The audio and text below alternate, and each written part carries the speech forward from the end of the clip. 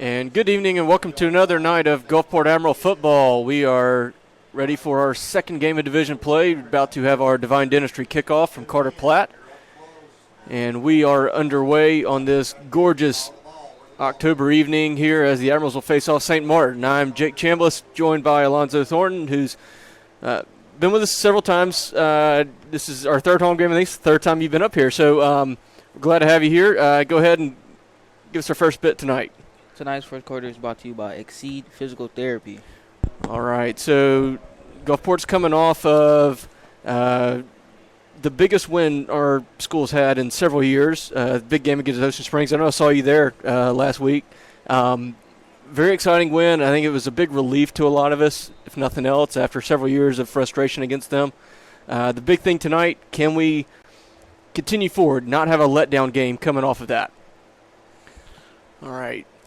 Platte's kickoff went for a touchback after he was 4 for 5 on that last week. Another good one from him. First play of the game is going to be a quick pass out to Charles Summers. Pierre Felder pushes him out of bounds, but there's a flag in the backfield, so we'll see what that call is. How was your week so far, Coach? It was really, really good. Got to go out of town for a little bit, but I'm ready to get back in the routine of the school days. Oddly enough, you know, I'm kind of ready for Monday to get back to a normal routine. That flag is going to be against Gulfport. That's a hands to the face on one of our defensive linemen. So that's going to, well, let's see how they spot this. Yeah, they're going to tack that on to the end of the play, so that'll be a first down for St. Martin. Now, it was about a gain of about 7, I want to say,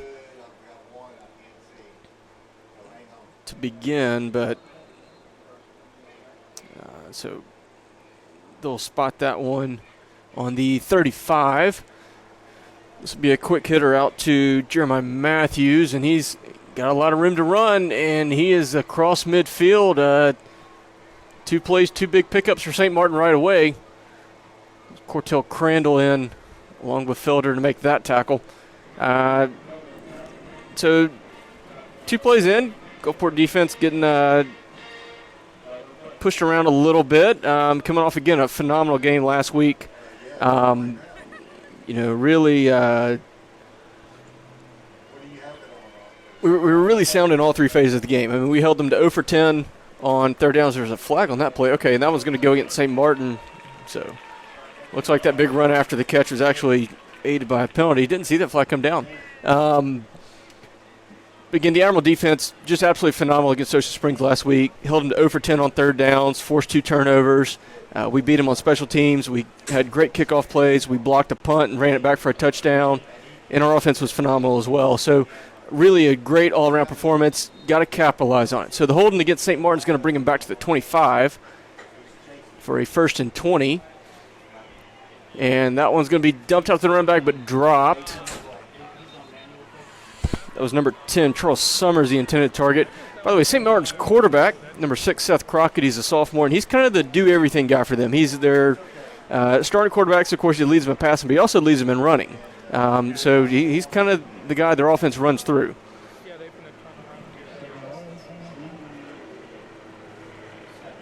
All right, 2nd and 20, and this is going to be a handoff to Summers, and he's going nowhere. It was Javon Anderson making the tackle in the backfield for a loss of about 3.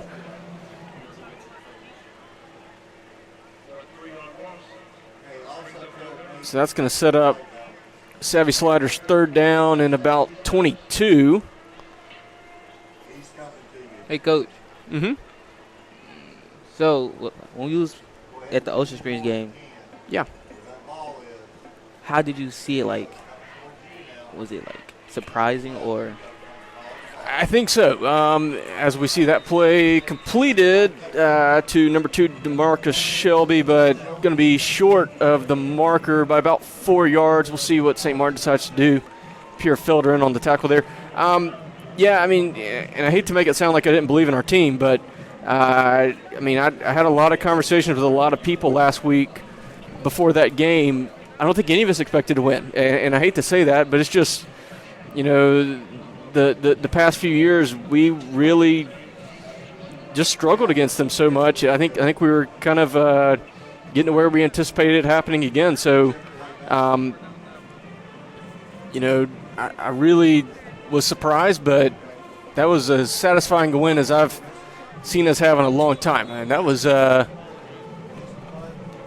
near disaster averted, but Jalen Lewis kind of skipped over that punt from St. Martin's Cameron Romero.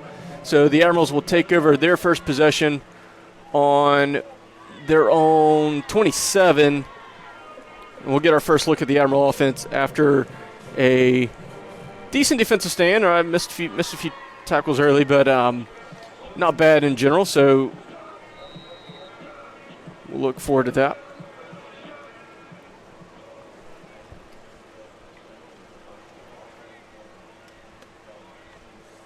All right, bunch out to the right. This pass going to go to Javius Hale. He's got 2 good blocks from his receivers out there. He's going to pick up about 5, so it's a good pickup there. And again, that's one thing we've been talking about a lot this year. I know we discussed it the last few weeks, especially the importance of picking up yardage on first down, not getting into second and third and long.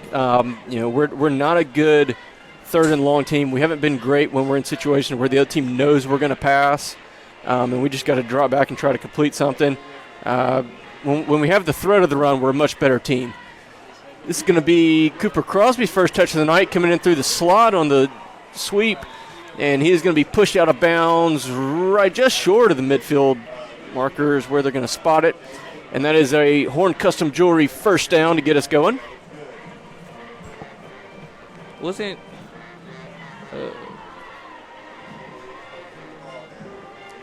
And we got another flag. the flag was going to hold us back? Yeah, that's it's twice they've thrown flags, and I hadn't seen it.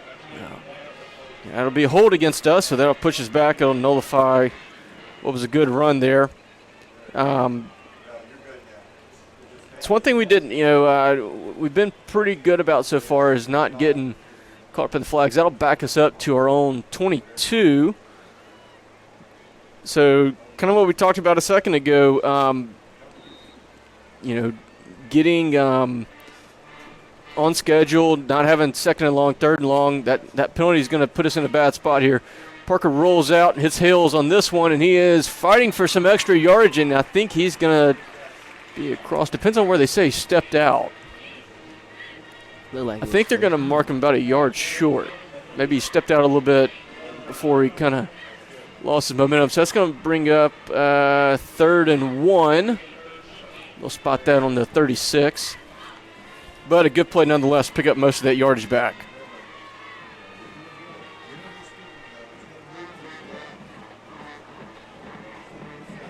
Admirals kind of bunch everybody in tight here. Send Mylon Stubbs in motion. There's a handoff to Crosby. He cuts back into the defensive line. I think he's going to pick up about 5 there, so that'll be a Horn Custom Jewelry first down.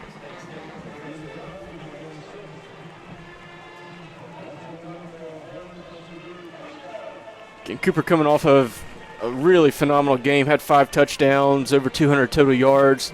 He was named Player of the Week by numerous outlets, not just our coaches, but also a local coast-wide recognition and on a state level as well. Parker evades the sack there, and he's got Camden Morgan wide open on the 25, 20, 15, 10. He's all the way in. Camden Morgan, his first touchdown of the season. That was a large play. Yeah, that was awesome. Camden's had a ton of touches. He's had a lot of catches this year. First time he's made it to the end zone, and that's a Brian Jacobs State Farm touchdown. So really excited for him to finally get in the end zone. Everybody come celebrate around him there. Really cool moment for him to get that. Carter Platt on for the point after.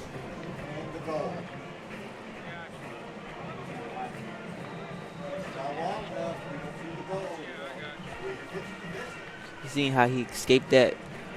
Yeah, and escaping the sack was a big part of that play as Carter's kick is good. So right at the 8-minute even mark to go in the first quarter, Admirals lead 7-0.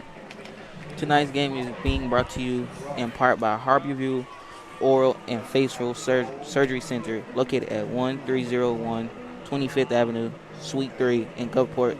Whether you need dental implants, bone grafting, wisdom tooth removal, cosmetic work, or other procedures, Dr. Jason Rosu and his staff have you covered. Their cutting edges technology and personalized recovering plans help you heal right the first time so you can get back to smiling with confidence. Contact them at 228-876-0121. Their office hours are Monday through Thursday from 8 a.m. through 4:30 p.m. and Fridays from 8 o'clock through 12:30. All right, Carter Platt on for the second Divine Dentistry kickoff of the night. Drives this one low. It's going to get fielded and returned from about the 6. That is number 14, Cameron Romero, returning it for St. Martin. He's going to be chased out of bounds. It was Jayon Pollard there, I think, who's the last guy to get to him. Amaji Frederick in on that. So St. Martin's going to take over a little better field position this time on their own 31. Carter didn't quite look like he hit that one quite as solid. Didn't get much air under it and kind of right at the return guy. I don't know if they were, we were trying to do that or not, because we have mixed up our kickoffs a little bit with what we're trying to accomplish, but he may not have hit that one as well as he wanted to. So St. Martin's second possession starts on their own 31.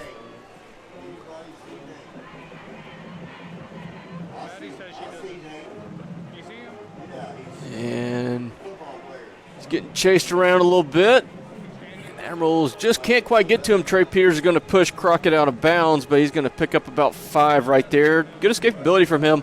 I think, really the key, like I said, he's not just a starting quarterback, but he's also their leading rusher. I mean, a lot of their offense is going to go through him, so being able to contain plays like that is a huge key tonight.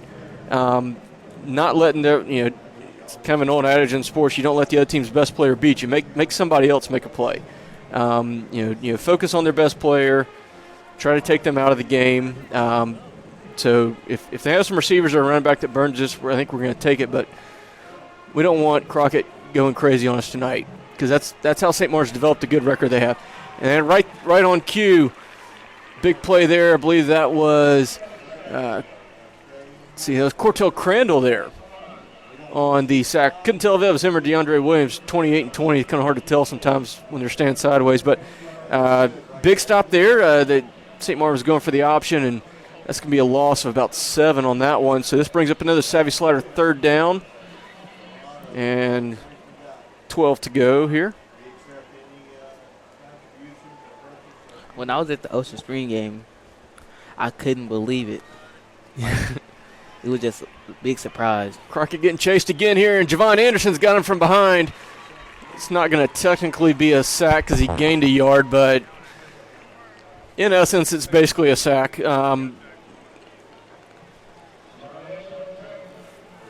So that will bring up a 4th and long. St. Martin will have to come back to punt again. I think, early on, everybody, we were really surprised we jumped out to that 20-0 lead. I think the play that really kind of signaled to me, okay, we've got a real chance here, is when we blocked the punt and scored on it. That was when it was like, okay, we're actually getting to him here. And I remember going down to the concourse at halftime and seeing several people I knew, and that was kind of what we were discussing. It was like, man, what's happening? But then it became, we got this. Let's take it over. So St. Martin punts it away. Romero strikes that one just a little past midfield, so the Admirals will start their next possession with pretty good field position on their own 46, where they're going to locate that one. So decent starting spot here for us. Really curious to see, again, St. Martin coming into this game with a really good record, 6-1. But they haven't played a lot of really great competition yet, so I'm really curious to see how they stack up against us. Our record's not quite as clean, but we've played a lot of really good quality competition. Right, first play of that series is going to be a handoff to Crosby. He's going to pick up about 1.5 yards there. But that's kind of the thing, because I'll tell you this, I've seen a lot of games on this field over the years, and one thing that I've seen a lot is local coast teams who have really good records, haven't played very much quality competition. They come here, and we wake them up to reality. We jumped out to big leads early and really shook up these teams. So I think there's a chance for that tonight if we play a clean game. Crosby's going to get this one, and he is fighting for some extra yardage like we are so used to seeing, and he is across the marker down to the 42 in positive territory. That's a Horn Custom Jewelry first down. Like you were saying before, when they come here, we get them an actual challenge. Yeah, and that's kind of the thing is, we're the best team that they've played so far. And that's kind of the thing is, is there a record for real, or is this, they're kind of propped up by playing against not so good teams. So Cooper gets it for the third straight time, trying to bounce to the outside. Gets to the edge. It's going to get chased out of bounds just shy of the 35, marked out 36. So that'll be a 7-yard pickup there. And I think, and this is kind of what we saw on the touchdown on the last drive, St. Martin's, everybody's playing really low. Everybody's playing, they have their deepest guy's 10 yards off the ball. They're playing really low to the line of scrimmage, trying to take away the run. I think they're willing to get beat over the top if we can do it, which we've already done it once. So Parker's looking deep again here. He's really winding up. There's Javius Hales in the end zone, just overthrown. He goes tumbling into the inflatable that's been deflated. Yeah, he's a little limp coming off of that one, but man, Parker really, he put everything he had into that throw. He really wound up and fired it. And I think he got a little too excited. Javius had a little separation there around the 10 and maybe got a little excited and sailed that one over his head. So it'd be 3rd and short. And, I don't mind that, second and short, especially when we have a really good, strong power run game. Second and short, love taking the deep shot. Parker's going to roll out here, nowhere to really go with it. It looks like, no, he's got it. That is, can't see. I think that's Camden Morgan. Yeah, that's Camden Morgan. First down. Another catch of the night. Now, yes, that is a Horn Custom Jewelry first down, marked out to 26. It really looked like there wasn't much developing there. And Camden he really didn't have a ton of separation either, but really good throw, really good catch. Only he could get his hands on it. Really tight window he hit there. That's an above-average play. Didn't Parker Nels come from like a private school? Yeah, he came from Silliman Institute in Louisiana. This play will be a handoff to Amaji Frederick. He's going to get about 3, so that'll be a good start to the series there. Yeah, and he, I think that was, after 2 weeks, everybody was a little worried. Really 3 weeks because we started out 1-2, and the one win wasn't that good looking. I think everybody's a little nervous. Okay, how is he adjusting to the level of play from going to small private school ball to here? I think the last 2 weeks, everybody's, all those concerns are kind of gone. I think everybody realizes, all right, we're up to speed. We're kind of clicking on offense now. We're starting to really hit our stride. Frederick gets another handoff, picked up about a yard there, so about 3rd and 5 coming up. I like seeing this. Again, we know what we have with Cooper. He's one of the best running backs in the state. Getting somebody else involved a little bit, getting some of the early load off of Cooper. Really like that. Trying to get other guys involved, get this offense open up a little bit. There's a backwards pass to Cooper. I don't know if we were trying to set up something else. Amaji Frederick was downfield, maybe looking for it, but Cooper's fighting really hard. They're going to mark him down at the 15. And there's a late flag dropped back here. Like, really late. Like, marked after they'd already spotted the ball. It's going to be a hold against us, though. Last minute, huh? Yeah, last-minute call. That was an unusual play. When Nettles caught the snap, he stepped forward and then threw it to Cooper like he was trying to set up maybe a double pass there, going a backwards pass to Cooper and have Cooper maybe throw to Amaji deep on kind of a deep in route. But we're going to get called for holding, so that'll back us up. We'll have to try again here. They'll spot this one on the, where they got it? About the 38.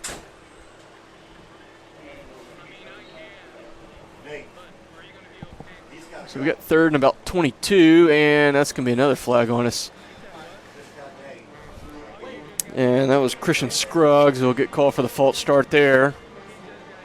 Although I think our center, Bruce Davis, he looked like he kind of flinched with the ball. I don't know if that was because Christian right on his left side there flinched first. But regardless, that makes a long situation even longer. So now we're facing third and 27.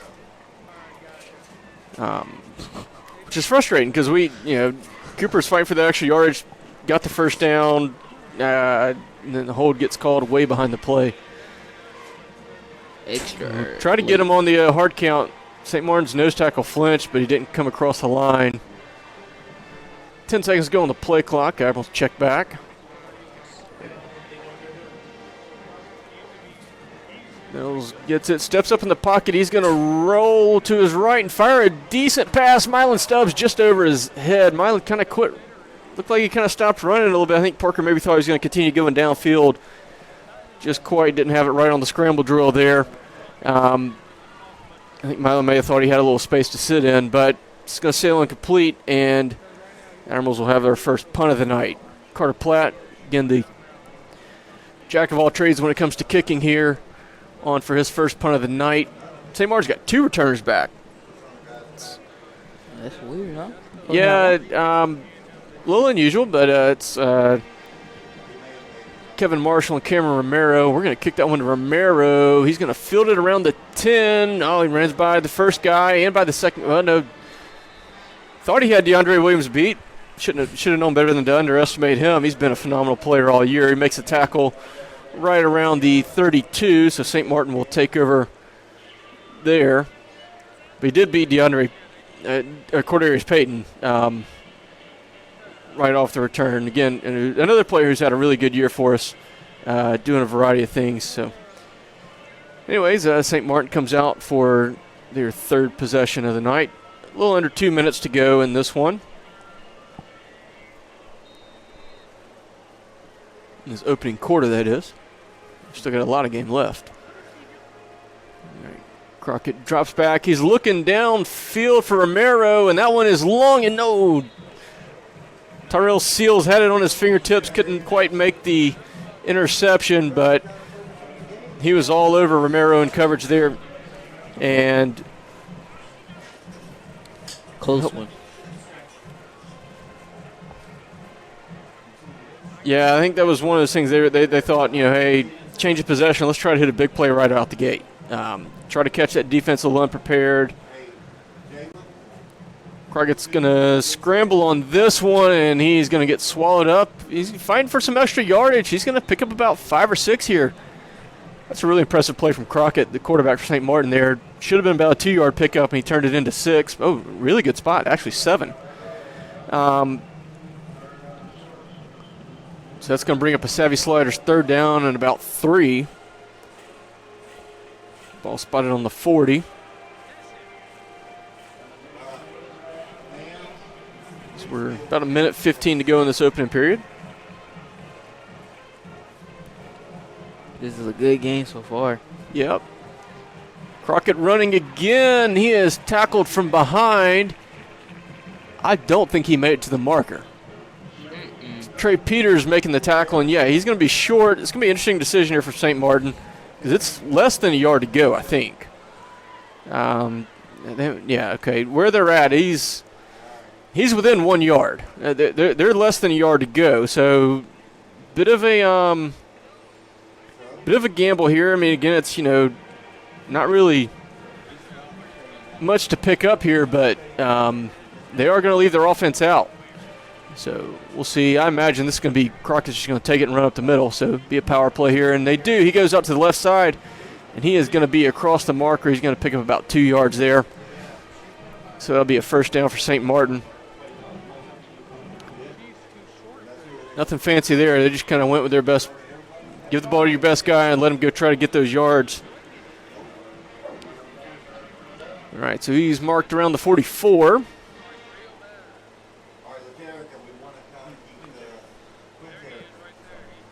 And looks like they're content to let these final seconds bleed out. So that will end our first quarter. St. Martin got the ball just short of midfield, but Gulfport leads 7-0. We'll step away for a minute, be back for the second quarter.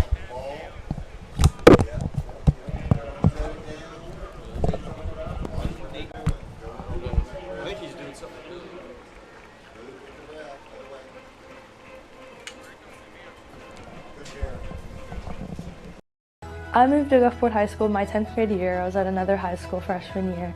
10th grade year I was virtual, so I hadn't stepped foot on the campus at all. The teachers, they didn't really even know who I was, but they were very helpful in accommodating anything. It was a hard time for everyone, so they were very helpful. 11th grade year when I finally moved on campus, it was great. Everyone was very supportive of the things I wanted to do. They have a place for everyone to belong, whatever you want to do in life, and it's really great. All right, and we are back for the second quarter. Again, Gulfport leading 7-0. St. Martin here has the ball, their third possession of the night, just short of midfield. They got a little bit of a drive developing so far. I'm joined now by Nate Coleman, who's been a regular part of our broadcast this year. So, Nate, one thing Alfonso and I were talking about earlier, St. Martin, so much of their offense is run through their quarterback. He's their leading runner in addition to his passing stats, so stopping him is going to be the key. And he's had a little bit of success on the run this drive, so I think it'll be an interesting thing to see if we adjust our defense later on, trying to maybe assign a guy to just follow him the whole night. Yes. All right, so Crockett drops back here, got a good pocket built up, fires that one late over the middle, and two Admirals collide as Cordarius Payton and Jamarian Davis both collided, and they're both shaking up a little bit. You had two guys going for the ball at the same time, and they're both on the ground. Yeah. I think That seemed like a pretty hard collision. they were both moving kind of it was a really dangerous pass from Crockett there. He threw it late over the middle. He had really triple coverage, not an advisable throw. Pierre Fielder behind him, and then Jamarian Cordarius coming in, closing in on the ball, and I think they just kind of ran into each other trying to make that catch. Cordarius pops up pretty quick. He's walking off, and Jamarian's seems to be all right. I don't know. He's picking up his knee. It looks like maybe they might have knocked knees against each other or something, and they seem to be all right. They'll get checked out here for a second, but the way both guys got up, they seem to be okay. Jamarian's going to go over to the training table. That's always a good sign to see when both players get up, especially after a hard collision like that. Yeah, and that's two guys that are really crucial to our defense. Really good linebackers that played a lot. And there's a fumble, unforced error there for St. Martin. Just had a little fumble on the exchange. That's going to drop him back a good bit of the ways. That's going to bring up another Savvy Sliders third down and very long to go. They're going to spot that at the 38. So it'll be 3rd and 16 to go now. St. Martin 0 for 3 on third down so far tonight. That's good to hear. That's always good to hear. Yeah, and again, like we were talking about, coming off of an 0 for 10 night for Ocean Springs last week. Again, defense has done a really good job on the big plays. That one is, be surprised. Well, they call it a catch and then a drop. So that one was completed.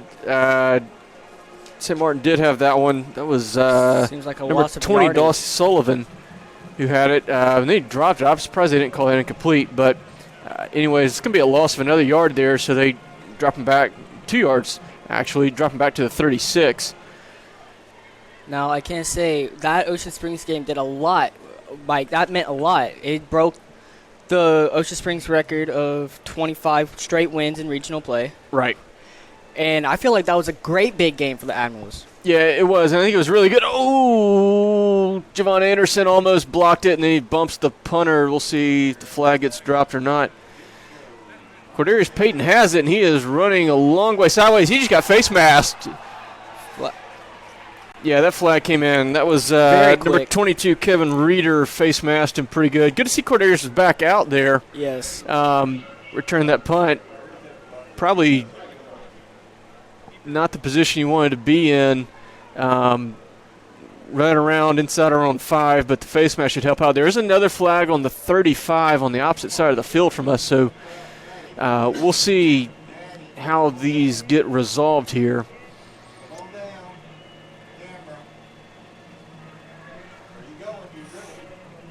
So seems to be a bit of a discussion. It's going to be a discussion here with the 2 flags as to what happens here. Interested they didn't drop one on the punter there, because Javon Anderson definitely ran into the punter. Now he definitely was trying to stop himself. In fact, he tried to like wrap the punter and hold him up. And I think the ref saw that too. And of course, the punter did his job and fell down. Because you want to sell that call if you're the punter. Exactly. You want to act like you got really hit hard there and try to draw that flag. But they didn't drop one there. But there is the one on the 35. We'll see. All right, White Hat's about to give us a signal here. He's rehearsing it in his mind. All right, so blocking the back on us is the first one. That's the flag on the 35. And then, well, they're going to call it horse collar, not a face mask on them. They're going to offset, and we'll get our possession on our own 6. So we will start really deep in our own territory here. That's never good to see it starting back. Yeah, you don't want to start this deep, but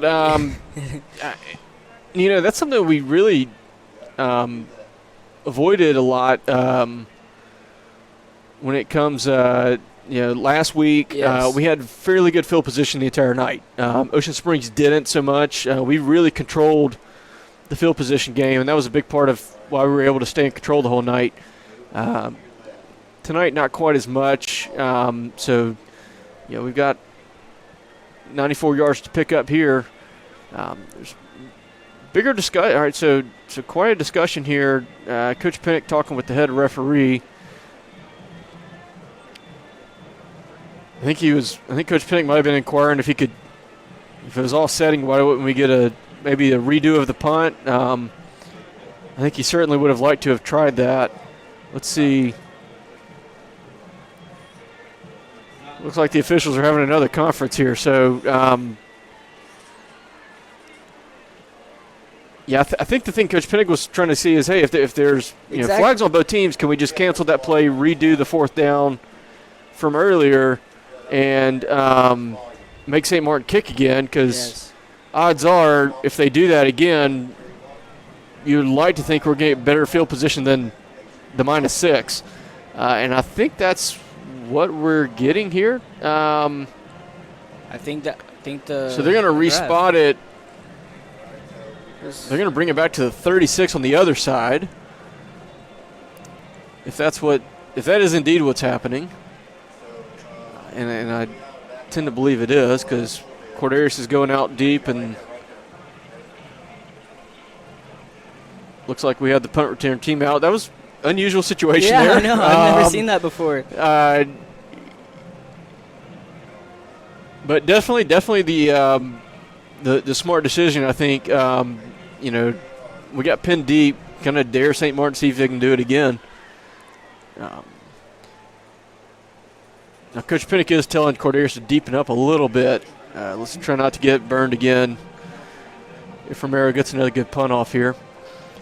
Almost don't come after this one quite as far. This punt doesn't get struck as well either. Cordarius is going to catch it right on the 30. He's across the 35, 40, 45, and chased out of bounds just short of midfield. And that's a good decision. That horse collar penalty on St. Martin is going to cost him a good 40 yards right there. So Gulfport will start our next possession. Definitely a right there. Tonight's second quarter is brought to you by Edgewater Mall. And it's just, we redid the play. We got better field position. I feel like that was a great call, especially from Coach Pinnock. 39-yard difference. Bringing that up, I feel like we would have done worse with that really bad field position. I mean, it's just we've already seen a deep, good pass play from Parker Nettles. Right, and I for the first touchdown. We've seen us trying that downfield passing a lot more tonight, certainly early on. So we'll see if we continue with that. First play is going to be power run to Cooper, though. He's going to pick up about 4. Had three backs in the backfield there on that one. Maji Frederick and Cordarius Payton in on the lead blocks there. So that'll bring up 2nd and 6. 5 now. Down marker just adjusted. So ball right on the 50.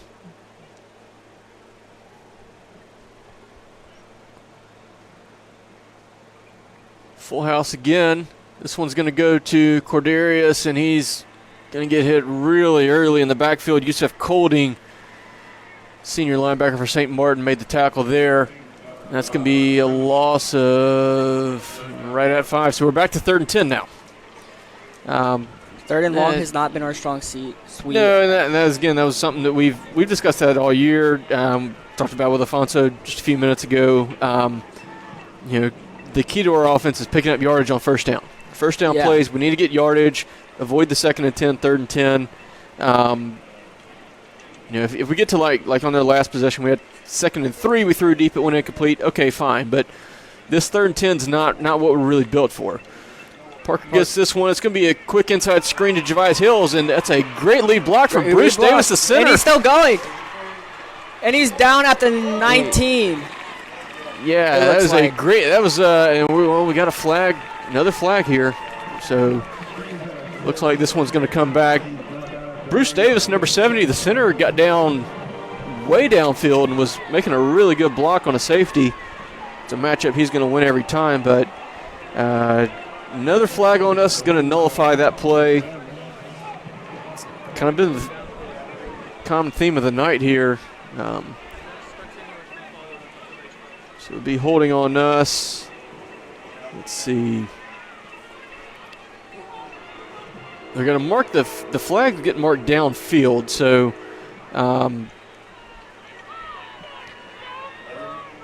they're basically just going to back us up 1 yard from the previous spot. So 3rd and 11, really similar situation to what we just had.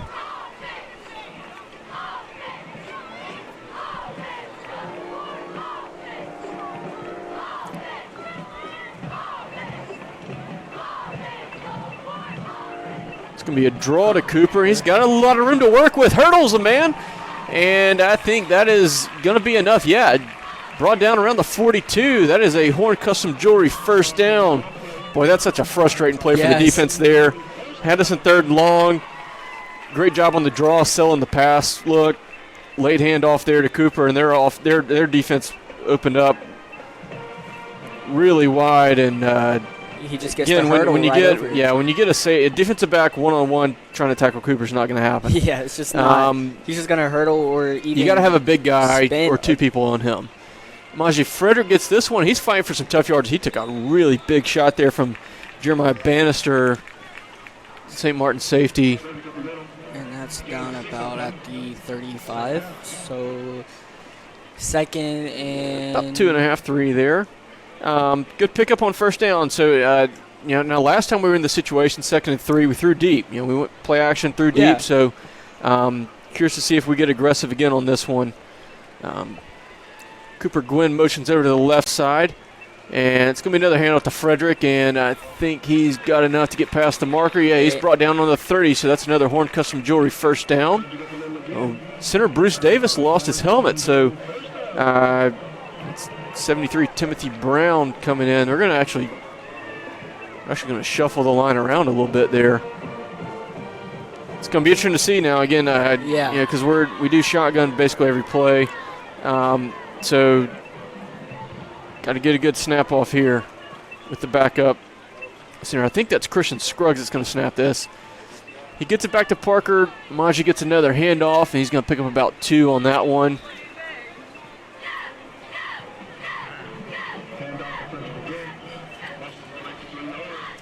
Seven minutes and 8 seconds left in the game. And that's one of the things with that helmet rule. The helmet comes off, you got to come out for a play, no matter what happened or why it came off. Unless it's a penalty that pulled the helmet off, you have to come off for a play. So when Bruce lost that, we had to go to our second center. Interesting to see how we handled that situation, though. All right, 2nd and 7 here. Fake and handoff. roll, yeah.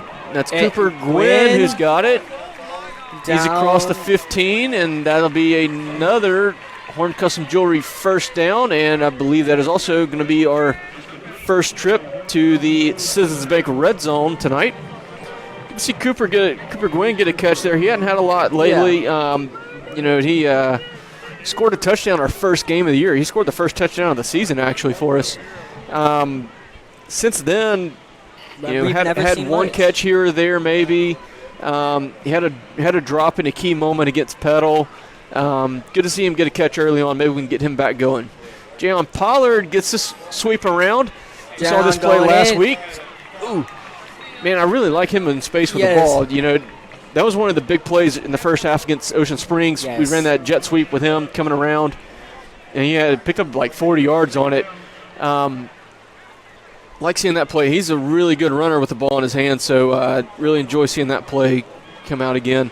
Now, something we didn't show early on in the year. It was kind of like we were saving that for division play, but really like that look. Power set here.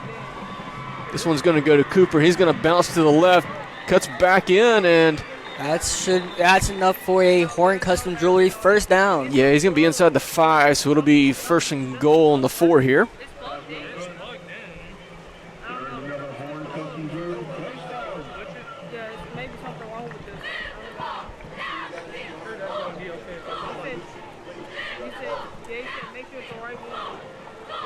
All right, first and goal for the Admirals. I'm calling it. It's going to be And I think St. Martin just jumped off sides. I think that'll be the call. Yep. All right, so that'll be extra 2 yards there for us. So now we're on our own 3, or in their 3. Yeah, it'll be on their, should be on their 2. So we were on the 4. So yeah, they'll start this on the 2. So first and goal from the 2. And I imagine we're going to see some power run here. Gwynn motions over to the left side, and that's where we're going with it. Cooper Crosby gets it, and St. Martin does a good job. It looked like they were Looked ready like for that. they absolutely knew what was coming there. Instantly to Which the thing is, look, I think we're okay. I mean, I think Yeah. we're okay with that. We know other teams know that first and goal on the 2, we're probably running power play a lot of times to that left side. But we're kind of daring teams say, can you stop us on it? Nettles rolls out on the fake, and that's almost a phenomenal diving catch from Camden Morgan, just out of reach of his hands. So that'll fall incomplete, and that'll bring up a third and goal. That was almost a really acrobatic catch from Camden there.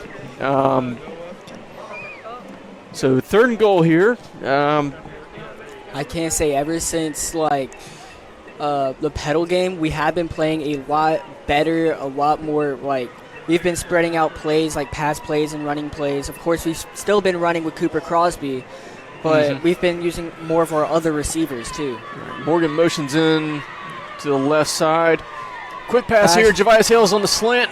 It's off of his hands.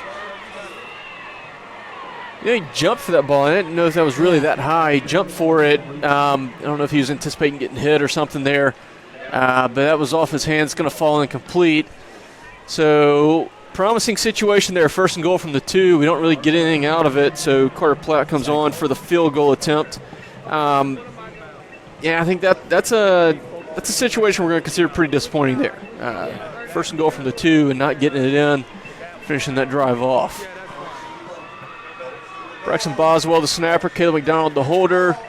Carter Platt hits that one low and really hard, but it is good. So with 4:06 to go in the first half, Gulfport leads 10-0. Gulfport football's big men in the trenches are sponsored by Gulfside Periodontics of Gulfport. When it comes to strong teams, you know the foundation matters. And when it comes to your smile, Gulfside Periodontics is the MVP. From advanced dental implants and laser gum therapy to expert periodontal care, their team is trusted by families across the Mississippi Gulf Coast. Located at 423 Security Square in Gulfport, Gulfside Periodontics uses cutting-edge technology to treat gum disease, restore your smile, and keep your oral health in championship form. No pain, no pressure, just precision care. Contact Dr. Thomas Carter and his staff at Gulfside Periodontics today. Visit them at gulfsideperio.com or give them a call at 228-205-4853. All right, and we're on for the Divine Dentistry kickoff. Carter looks like he's going to try to chip this one to the sideline. He does. That's going to be, ooh. Well, if he fair caught that and ran, that should be a flag, did he? Yeah. I saw a fair catch. Okay. And he just took off. Okay, maybe not. All right, so St. Martin will start that possession on their own 26.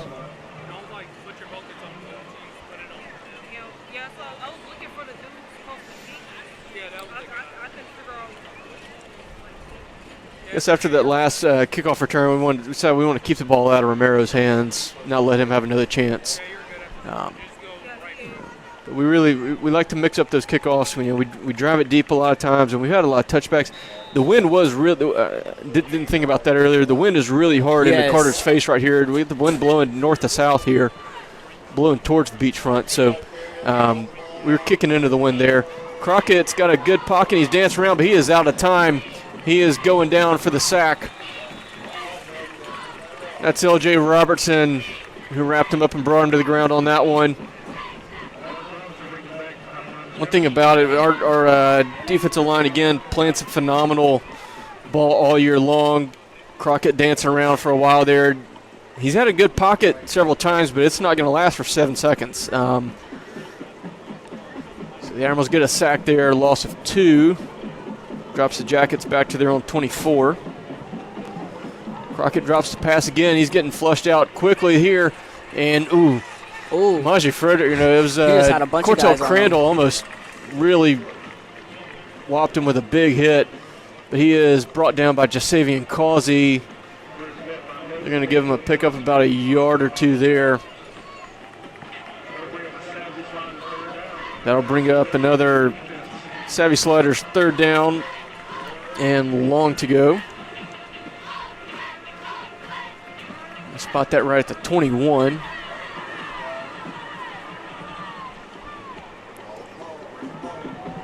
Pass is thrown.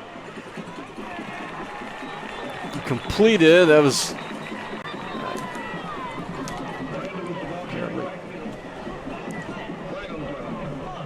Dawson Sullivan again. Thought there was a late. Is there a late flag down? I think there. No. Maybe that was a towel or something somebody threw. Yeah. Well, I don't know. The officials are talking, so maybe that was a flag. Admirals had the stop, so St. Martin had the punt team out. We'll see what this flag is. If it's against St. Martin, I'm assuming we're going to decline it. It's 4th and long. Okay, personal foul against the Jackets, really late. So that's an after the play, so that will back them up even further. So that's still a punt situation, but very, very long one at that. And Gulfport's going to call a timeout here. So during this timeout, we'd like to remind you to take a timeout with Revive and Thrive, located at 1073 Acadian Drive in Gulfport. Come enjoy their saunas, cold plunges, contrast therapy, and rejuvenating salt room, or even shut out the world in their sensory deprivation float suite. With state-of-the-art equipment and over a decade of combined experience in the field, these Gulfport High alumni are ready to tailor their services to empower you to thrive. So whether you're getting ready for your next big event or just wanting to feel rejuvenated in your daily life, contact Revive and Thrive to book an appointment or ask about member options today.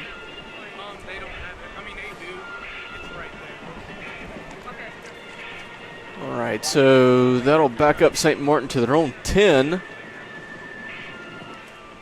Is that you ready to punt again? Cordarius Payton back as usual for the Admirals. He's inside the 45 on our side of the field, so or on the St. Martin side. He's on the 44 in positive territory. Getting ready for this one. The Romero does have the wind in his back. It's a pretty good gust of wind we've got going tonight. Yeah. They'll be behind Romero. Not the best. Looks like we're going to come after this punt. We do. We come after it. Roll out just out of range. Jayon Pollard, who's going to get hit with a flag for running into Romero. Romero didn't go to the ground, so we'll see what the call is. That punt wasn't real good. Went out of bounds around the 33. But it all depends on what the flag here is. No, you don't have to focus for a few until a ref or something. Okay. Yeah, just look at our teammates. Yeah. Not our ref, but like, yeah.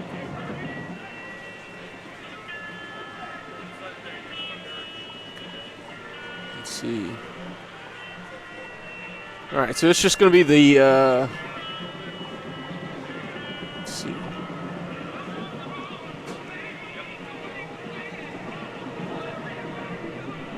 Okay, now they're marking off. All right, it's just going to be the 5-yard run into the kicker there. So, not the 15, which would have been disastrous there. That would have been really So, bad. just advance the St. Martin 5 yards further, and we'll redo the play.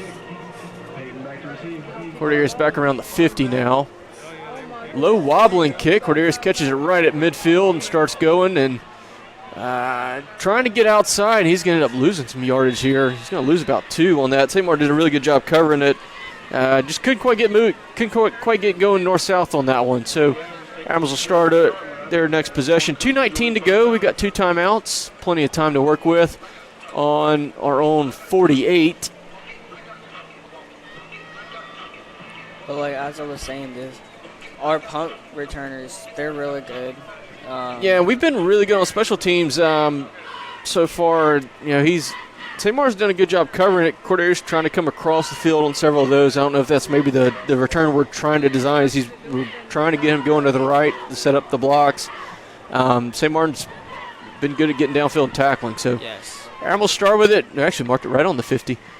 Handoff to kind of a Cross. toss back to him. Really, wasn't even a handoff. Cooper Crosby gets it, and he picks up 9. We'll mark him at the 41. So second and 1 to go. Yeah, and again, here's that second and short situation. Do we get aggressive? Do we just try to pick it up real quick and move on? Interesting to see here. Fakes the Nettles is handoff, going to pass. and that was never there. Mylon Stubbs, the intended receiver, he was really wrapped up in coverage by Jeremiah Bannister for St. Martin. He and Camden Morgan were the receivers doing the levels play on that side. Just nothing really ever was there. So, anyways, 3rd and 2.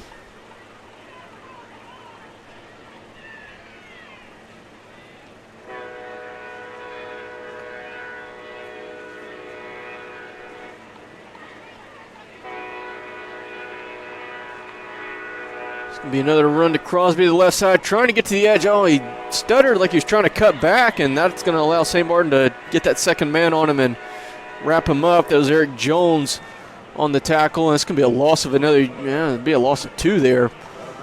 I think we're going to leave the offense on the field since we're in positive territory here, and defense playing really well late in the half as it is. So I think we're going to go for it here.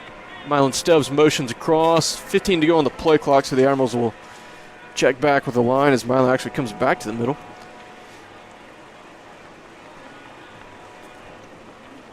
We are 3 for 10 on 4th down this year so far. Quick out to Camden Morgan. He's got the catch. He is tackled around the 34, and that is a Horn Custom Jewelry first down. Another good play for Camden Morgan tonight. I mean, when do we not hear Camden Morgan, Cooper Crosby, Parker?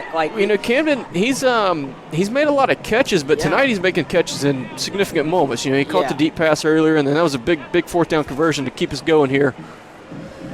Parker's rolling to his left, and that one's going to sail really high. I think he was just trying to throw that away before the sack came in. Javius Hill's the target there, but that one's going to go out of bounds. 33 seconds to go left.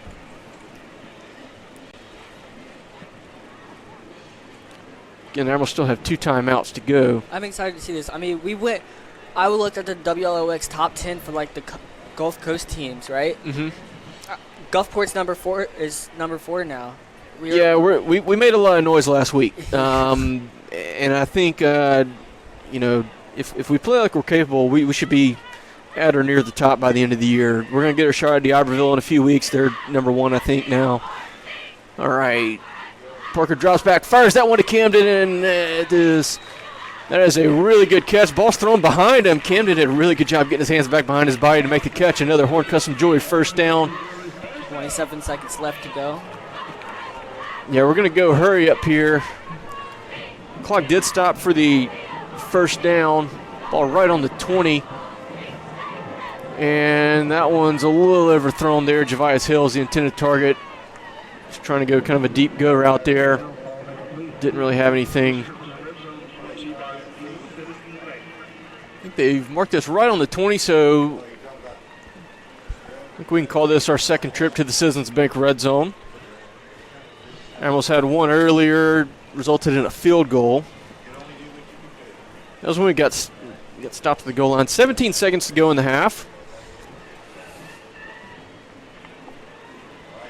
Ooh, St. Martin brought a lot of pressure, swings it out to Cooper. He's going to pick up about 4 yards. We're going to have to call timeout there. 10 seconds to go. Once again, timeouts brought to you by Revive and Thrive. Now, this is going to be, interesting situation here. So we have a timeout, but there's only 10 seconds left. So I'm sure one thing we're going to discuss in the huddle here is Coach Pennick's going to tell Parker, you can't scramble for a long time here. We've got to go maybe one read, get the pass off. If it's not there, throw it out of bounds. What we don't want here is him running around behind the line of scrimmage and eating up the rest of these 10 seconds left. yes. Ideally we get, if we don't pick up something here, maybe we at least get a field goal attempt if that's what we're maybe going for or something. But what you really don't want here is really don't want him scrambling, running around behind the field and eating up this time and wasting another scoring opportunity here. The one thing about this half is moving really fast. Yes.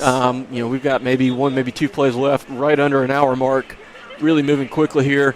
It feels like we've been in control. I mean, the score's 10-0 right now. It feels like it's not that close. I mean, St. Martin hasn't really threatened much offensively against us. They've had a scramble or a broken play maybe that picked up some yardage, but they've really been very little of threat to us with their offense. It's really, our offense just not really executing and finishing off drives here. All right, 5 to go on the play clock. We're going to have to snap it quick here. 10 seconds to go before the break, and we barely got that one off. Parker, there he is. He's rolling to the right, and that one's going to fall out of bounds. The game clock never moved. Yeah. That's really unusual. Game clock never moved. It's still set on 10. I don't know what happened there. Just looked at the clock. That's real unusual. So I'm guessing looks like the head referee is trying to get on his headset to communicate to the clock official what they think it should be on. But yeah, the scoreboard clock never moved. My guess is that probably ate up 7 or 8 seconds. As he scrambled, he threw the ball out of bounds on the wide side. We probably took up about 7 or 8 there. Either way, it should have been a full 10, so we should be able to get a field goal attempt off. Let's see. All right, they're going to set it to 4. So 4 seconds to go, and we'll wrap up this half with our second field goal attempt of the night for Carter Platt. This one will be from 35. His longest make of the year is from 28. Almost made one from 46 last week. He was about 6 inches short when he hit the crossbar.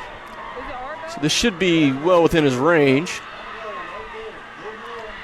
Good snap, good hold. Let's see the signal. It's good.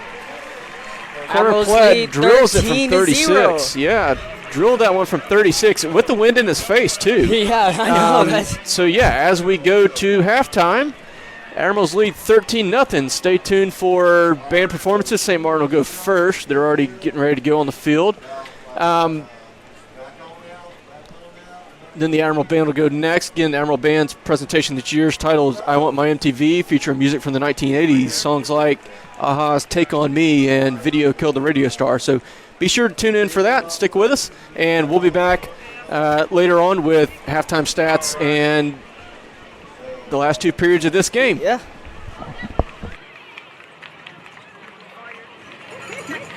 Hey, It's okay. You did better than me on my first try. I promise you. Oh yeah. I couldn't find my phone. I asked about I it. said it's in this pocket. Oh, my bad. You turned your head over here. I'm like, okay. No, not what pocket, but oh, you're bad. On behalf of Jackson County School District Superintendent David Baggett, Principal Shay Scarborough, Athletic Director Jessica Node, we would like to welcome you to tonight's halftime performance. You need to use the bathroom.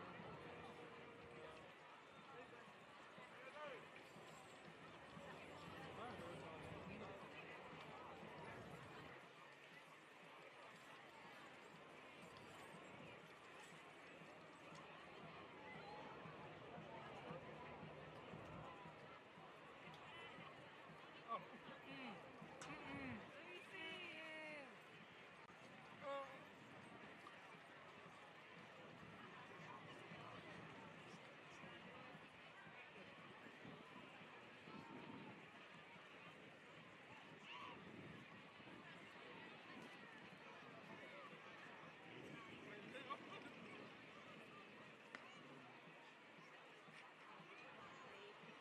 You know, I look like I need help, but it looks better than mine.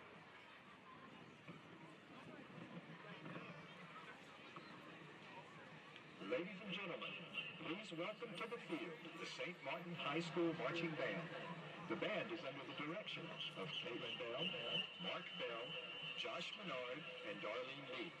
The band is under the field direction of drum majors Jacob Perkins and Sophia Tran. Please take a seat as the pride of St. Martin High School presents their show, Fire and Ice. Drum majors, is the band ready? I'm gonna go down there and see if it's warm.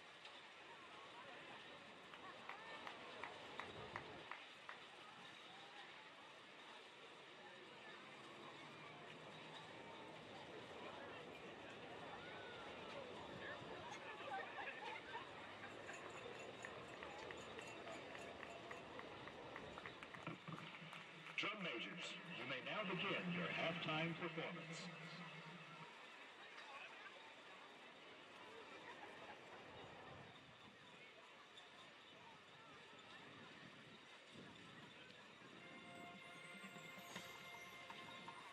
It's cold. Yeah, I was about to say it's colder down there than it is up here. Fuck that.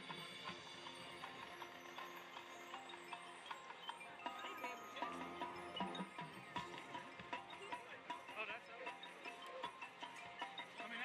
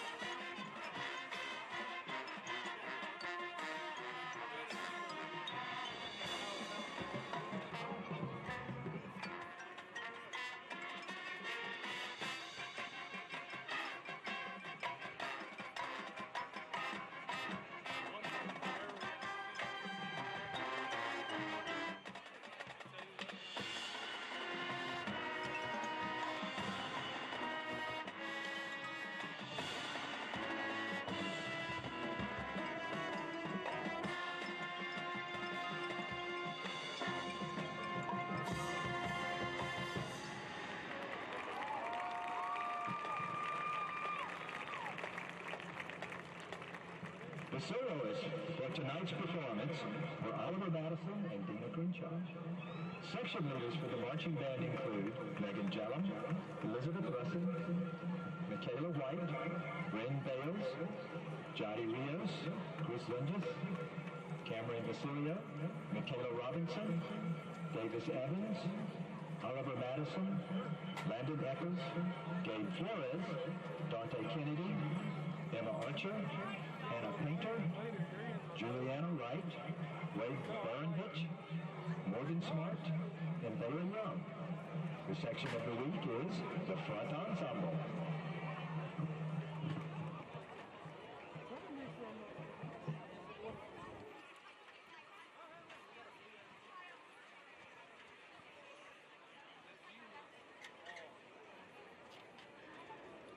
That view was really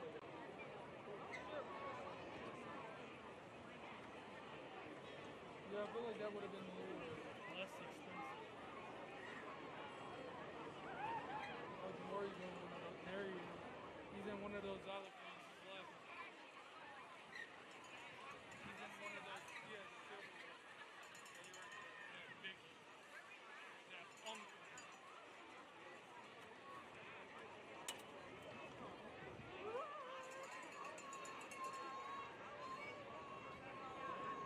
Yeah, they've been happy. Yeah, they were all casting on that small facility.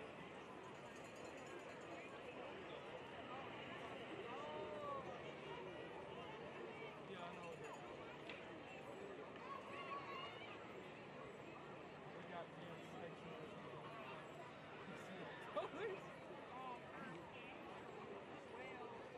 Well, it's close enough. It's close enough. Unless I'm oh, I am yeah, I know it's not that's why I said this is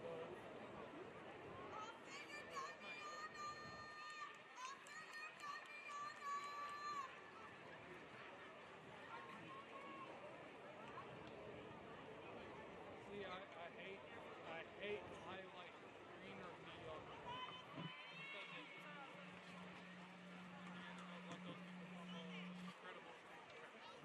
Ladies and gentlemen, for your halftime entertainment, the Gulfport School District proudly presents the Gulfport High School Admiral Marching Band. Presenting the 2025 halftime show, I Want My MTV. Selections to include Money for Nothing, the MTV theme, Video Killed the Radio Star, Girls Just Want to Have Fun, Take on Me, I Just Can't Stop Loving You, and Purple Rain. Soloists are Ash Austin, Jaden Simmons, Jaquavius McCaw, and Jade Thompson. Drum majors are Sean Brown and Jaden Beverly.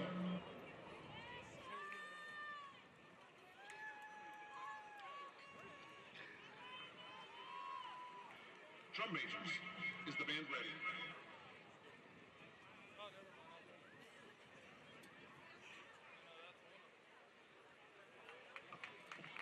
Band, the field is yours.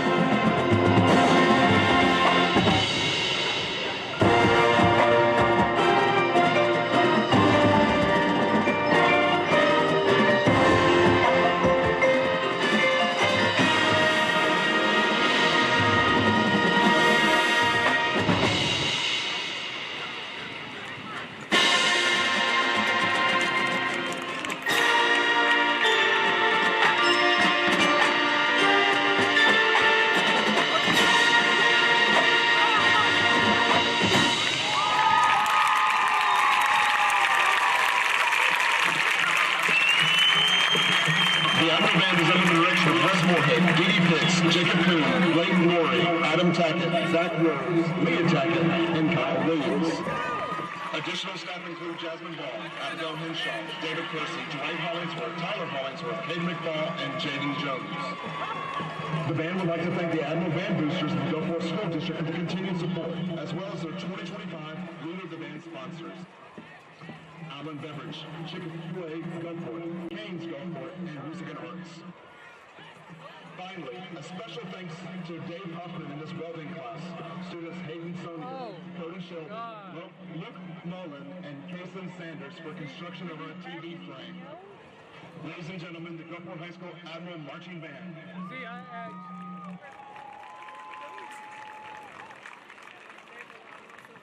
shake my head. You know what? Next game we go to together and I bring my money and we have to, yeah, I'm buying you some, regardless of what you said. I don't care. All right, and we are back. It is the last minute and a half of halftime, and so before we get things rolling, let's take a look at the halftime stats. Take it away, Nate. So at the halftime, the score is 13-0 in favor of Gulfport.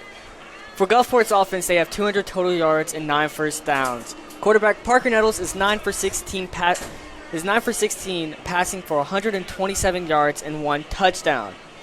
On the ground, Gulfport is led by Cooper Cressy, who has 53 yards on 10 carries. Elijah Frederick also has 20 yards on 5 carries. The receiving tonight has been led by Camden Morgan, who has 4 catches for 93 yards and 1 touchdown. The Admirals are 3 for 7 on third downs and 2 for 2 in the red zone. Kicker Carter Platt is 1 for 1 on extra points and 2 for 2 on field goals. As for St. Martin, they have 25 total yards and 2 first downs. Passing, they are 4 for 7 for 19 yards, and they have run for 6 yards on 9 carries. They are 0 for 5 on third downs as well. All right, so yeah, the story of it again, as we're final half minute of the break, teams are getting back to the sideline. We've totally controlled the game with our defense. St. Martin really hasn't threatened Hurley at all. There are a few positive plays, have been some scrambles, broken plays, and that's it. Our offense kind of been our own worst enemy. Had first and goal on the 2, couldn't get it in, had to settle for a 19-yard field goal, not ideal. At the end, the last possession, okay, a field goal is okay there, given the time situation there, but we still feels like we had more yards to gain there. We just haven't played really clean on offense. Really loved that, opening it up. We hit the deep pass to Camden Morgan. That was phenomenal. Yeah. We just haven't been quite back in sync, kind of like what we were looking, the way we looked the first 3 weeks on offense, just not quite in sync. It's not, it doesn't look like we're totally hopeless. We're just not clicking. We're not all together. We're not all on the same page, and that's been kind of the frustrating thing there for us. And I feel like we've gotten a little bit more in sync every single game, offensive-wise. This game especially, we've shown that we've gotten a lot better since our very first game against Picayune, too. So. Yeah, and look, that's the thing. It's a long 10-game regular season. One thing you want to do is you want to be a little bit better every week, all right? Process of continual improvement. That's the big thing we're looking for. Can we be a little bit better at something every week? We had something we've done. I mean, look, hitting the deep pass, that's been something we haven't been able to do all year. We hit that out the gate. Can we clean up the offense a little bit? Because really, I think after half we can say we're significantly better than them. We're in control of the game, but it's time. I'm looking. Can we put this out of reach? And we're going to start with the ball, so we have a chance to. We put together a good drive. We get to 20-0 here. We've got a chance to kind of put this one away early, and really make a statement here with this win. That tipped up very high for we need to get on it quick, though. It's a live ball. Cooper Crosby's going to pick it up around the 26. Very effective kick there from Warren Jelanovich, St. Martin's kicker. First time we've seen him tonight. But, yeah, that was effective. Kind of took the return out of the way. All right. And tonight's third quarter is brought to you by Gulfside Parodontics. So we'll see the Admiral offense here to start us off.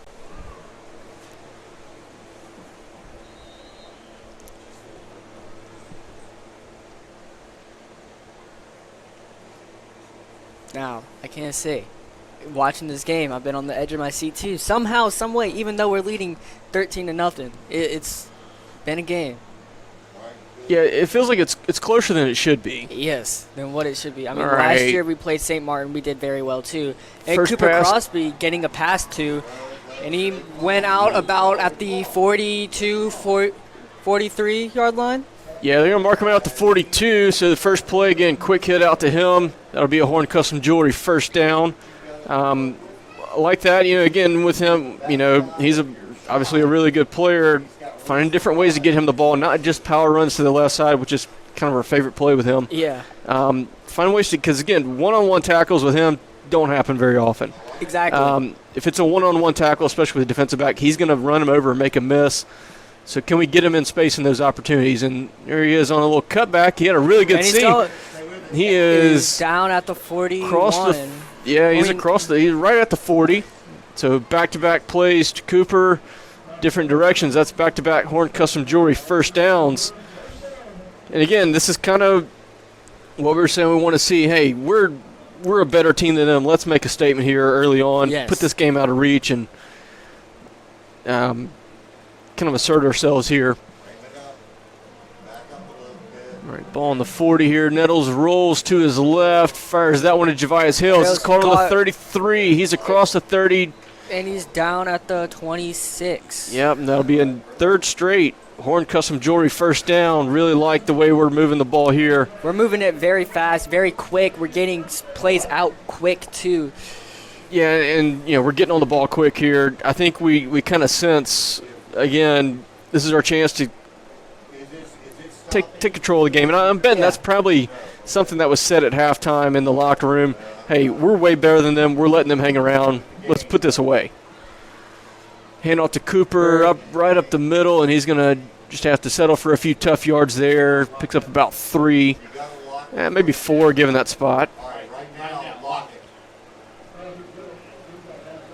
So that breaks our streak of first downs, but still a good pickup nonetheless. Puts Cooper up to 75 yards on the night. Is Jamarian back up there yet?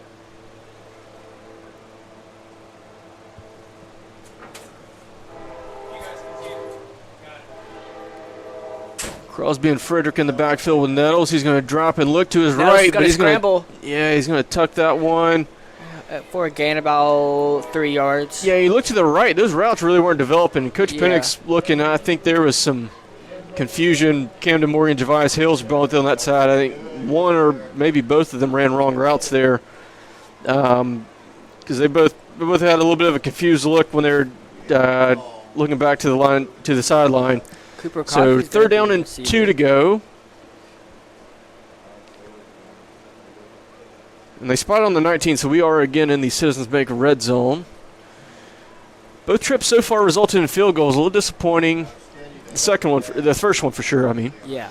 Cooper motions in, little orbit motion. He's going to get the handoff, and he's fighting ahead, and I think, he's going to have it down to the 13. Another Horn Custom Jewelry first down. Pick up a 6 on that play. I can't say. That's a look we haven't seen right there. Yeah. He's out and wide, kind of the orbit motion coming in behind the quarterback, goes to the middle play. That's one we haven't seen yet this year. Yeah. But very effective on third and short, because, again, third and short, we're generally going power run to him. All right, 1st and 10 on the 13. And this one's getting stopped before it ever started. It's going to be a false start against us. Yeah, nothing looked set there. I think we were a little unsettled in that play, so that'll back us up and be 1st and 15. One thing about it, man, we had a lot of penalties tonight so far. Yeah, we've had several plays called back. We've had, we had one of our possessions, I think in the second quarter, we had a play called back for a holding, and then we false started right after it, so we took 15 yards off right away. And that's part of why we're kind of frustratingly in a closer game. And that's about to get added to. The frustration's going to compound here we had trouble getting that play in, so Coach Pinnock had to burn another timeout. During this timeout, we'd like to remind you to take a timeout with Revive and Thrive, located at 1073 Acadian Drive in Gulfport. Come enjoy their saunas, cold plunges, contrast therapy, and rejuvenating salt room, or even shut out the world in their sensory deprivation float suite. With state-of-the-art equipment and over a decade of combined experience in the field, these Gulfport High alumni are ready to tailor their services to empower you to thrive. So whether you're getting ready for your next big event or just wanting to feel rejuvenated in your daily life, contact Revive and Thrive to book an appointment or ask about membership options today. All right, so yeah, I had a little trouble getting that play in. Again, just kind of adding to the frustration. This drive's kind of representative of the whole night. We start off really well. We pick up a lot of yards right away, and now we have one mistake turns into multiple ones. Yes. We had the false start. Now we had to burn a timeout because we didn't have the play in right. We had a little miscommunication. I don't know where exactly the breakup was there, but having to burn a timeout there. All right, so in 1st and 15, ball on the 18. Mylon Stubbs goes out to the right in motion. Nettles going to look at him, and breaks the first tackle. Is he staying in? They're going to mark him out right short of the goal line. I mean, he could have been half a step short there, but they're going to mark him out of bounds. So that is a Horn Custom Jewelry first down, and we have 1st and goal on the 1.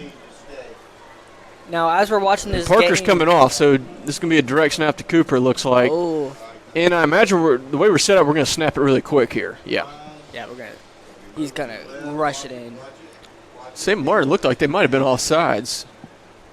Let's see. There's a whistle. Yeah. St. Martin was offsides. So it had no effect on the play. Cooper was going to score, but it was offsides, so that play never happened. It seems like they got to take another direct snap, too. Yeah, I mean, in reality, that flag doesn't do anything. I mean, it moves the ball forward maybe an inch. Looks like we're going to stay in that same formation, just a direct snap to Cooper there. Got L.J. Robertson in blocking. Cooper runs right behind him, and he is in for the Brian Jacobs State Farm touchdown. That's Cooper's first of the night. And as the kick team is coming out, Our Lady Apple volleyball team had a 3-set sweep against Northwest Rankin on their first playoff game this past Tuesday. It was a good game. I went there. It was nice. So yeah, they did. Their season came to an end last night at Brandon, but they had a really good year. They were a lot of fun to watch play. A lot of really good quality people on that team. Carter Platt's point after is struck through the uprights. So 7:59 to go in the third quarter. Just like we said we needed. Admirals lead 20-0. 24-hour storage offers climate-controlled units plus secure boat and RV storage access across storage across 3 convenient coast locations: Gulfport, Biloxi, and Ocean Springs. So if you are moving, decluttering, or need a safe spot for your toys, 24-hour storage is there 24/7 with clean, secure, and affordable storage solutions. Store it smart, store it safe, store it with 24-hour storage. Visit 24hourstorage.com to secure your next unit. All right, so Admirals take 4 minutes and 1 second off the clock on that opening drive. And now we're Go 74 yards for the touchdown. Open up the score a good bit here. And now for the Divine Dentistry kickoff, Carter Platt yet again. Looks like he's, given a setup, he's going to try to drill this one deep. I could tell Yeah, he does. Yeah. He's got the wind at his back from this direction. That wind's blowing north to south tonight, towards the end zone with the scoreboard on the side where the beach is. So, Yes. Had the wind at his back. He blasts that one in for a touchback. I believe that's his second tonight. So St. Martin will take over for their first possession, second half on their own 20. I'm interested to see what they come out, see if they try anything different this half offensively, because they really didn't have anything going. I mean, 25 total yards, only 2 first downs. They're just really – they're kind of stuck in place. And a big part of that is the effectiveness of our pass rush. Their quarterback, Yes. Seth Crockett, and he's a good – he's just a sophomore. think he's had some really good plays this year. But he moving a little slow, I think. I think the game's a little fast for him. First play for St. Martin is going to be a swing pass out to DeMarcus Shelby, but there's a flag in. That was thrown from the guy way back on the sideline here, so we'll see what that call is. That'll be a hold against St. Martin. By the way, the game clock did not move yet again. Yeah. That's the second time tonight we've seen that happen. All right, so that was a good 3 to 4 seconds on that play. Probably should have ran off, but game clock is frozen or something. I don't know. We had that issue on the next to last play of the half, so that'll back up St. Martin to their own 10. We'll enforce that penalty on them. So now 1st and 20 for the Yellowjackets.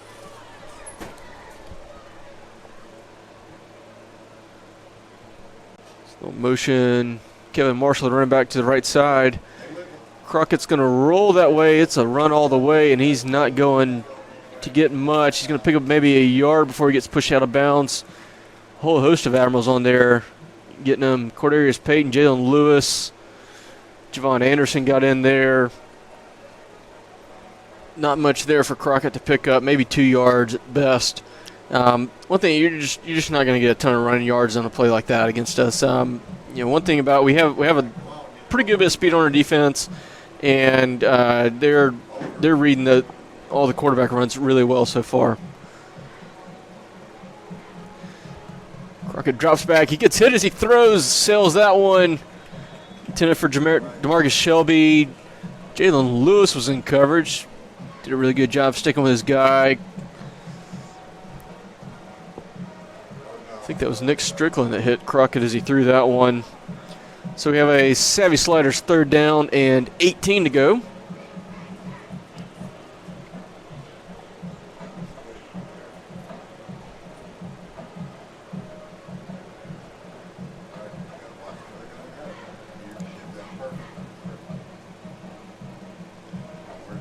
Crockett looked to throw it quick to the left side. Wasn't there. He's scrambling, and he's going to get wrapped up really quickly. Just nothing to go there. DeAndre Williams and Trey Peterson on that one. And I think one of those things there is they were probably clued in on that. I'm sure that was probably the defensive call there. Don't let him run for this.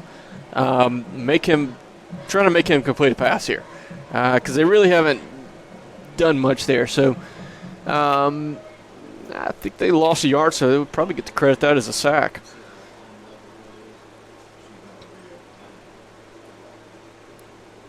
So 4th down, Karen Romero on to punt again. Cordarius Payton back to return for the Admirals. Kind of a side spinner again. Cordarius going to catch it on the 45. He's across the 40, across the 35. There's his lane to go. He is going to get knocked out of bounds by the punter right on the 4, but another really good return for Cordarius. He is the jack of all trades for us, makes plays on offense, defense, and special teams. Yes. It seems like once a night he gets a punt return, he gets going all of a sudden, and he makes a big play for us, and there it is.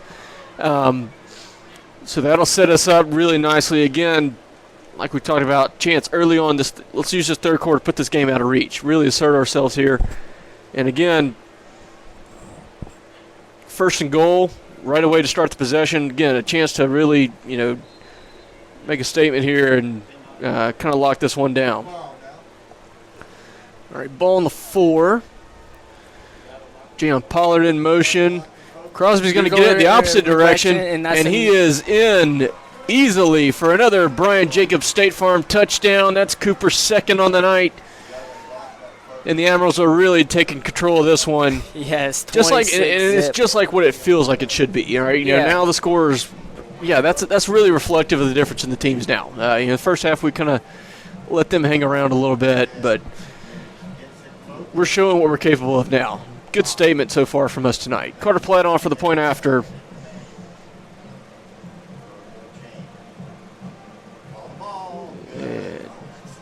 Didn't strike that one as well as he normally does, but it's still good. Looked like he kind of stuttered a little bit. on his approach, but nonetheless, it is good. And with 6:20 to go in this one, Gulfport leads now 27-0. Hey, while we're waiting for that next kickoff, wanted to mention Gulfport High swim team has state championships coming up next week. I think they're going to be it's Friday and Saturday, or at least Friday for sure. So while we're doing our next broadcast, they're going to be up there at that. But we want to wish the best to our swim team athletes who qualified for that. And that would be for the girls team, Virginia Ann Wolford, Tessa Colden Davis, Autumn Jenkins, Landry Bell, Maya Golden, Maya Uresti, and Sophia Batson. And then for the boys team, David DeSharnis, Dante Locke, Jonathan Palma Palacios, Finn Safley, Joe Gladden, Tate Gunlock, and Declan Pointer. Again, best of luck to the swim team at the state championships next week, Yes. which is going to be taking place on Friday, kind of while we're at West Harrison for our next game. So best wishes to them as we have Carter Platt for the next Divine Dentistry kickoff. And he's going to kick that. It stayed in. It bounced a little bit short of the goal line, but it stayed in bounds as he hit it into the corner. So that's his third touchback of the night. And St. Martin will get it on their own 20.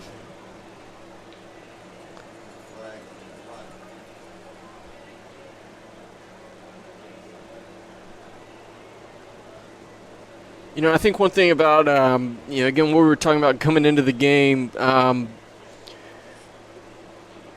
we avoid the letdown? Last week, big emotional win. I mean, everybody was really excited, really big high of emotion coming off of that win. Can we not take it for granted, be complacent? Can we still keep our foot on the gas and play a good, strong game? Because St. Martin, again, I think we're clearly better than them, and the score reflects that. But they've had a pretty good season so far as they do a reverse here. Not surprised we finally get a little bit of a wrinkle for them. That's going to be a pretty solid play for them there. Dodging all of our defense. Yeah, it was number 4, Kevin Marshall, and late flags coming in. Felt like everybody's walking away from the play there. So we'll see how this one gets ruled. I'm assuming this is going to be after the whistle play. So they picked up the first down on the play from scrimmage. They're going to spot it on the 39. We'll see what the penalties. There are 2 flags down, so we'll see how this gets called. Yeah, it's going to be unsportsmanlike on us. Looks like Maven Daniel might have been the guilty party because he came off and had about 3 coaches swarmed on him when he got to the sideline, took his helmet off. So he might have been the guilty party there. That'll advance it to the 46.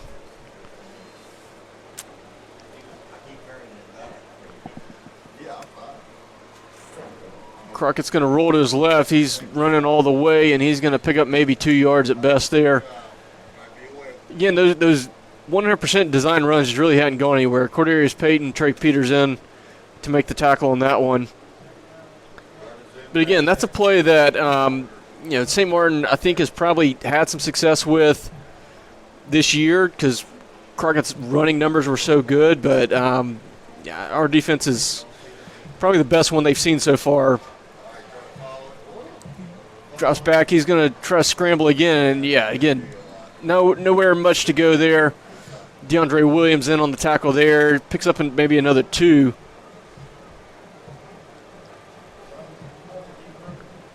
So that'll bring up a Savvy Sliders 3rd down and 5 to go. There's an injured Admiral down.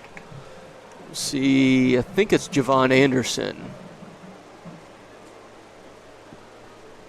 Yeah, I don't see him coming off the field at all, so that has to be Javon.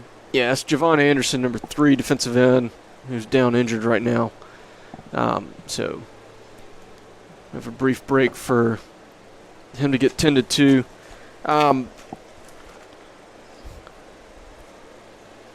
Hey, while we're there, again, next week we're on the road again. It feels like we've been playing on the road so much. It's actually quite nice to be at home tonight after having back-to-back road games. But we'll be on the road again next week. We're at West Harrison, making a short trip up the road. So, again, next week, Friday, October 17th, Kickoff at 7 o'clock, as always, will be at West Harrison. So if you can't make it there, be sure to tune in and watch us here on the WGTV live stream. That's another big game. And I think it's going to be kind of similar in approach to this one here.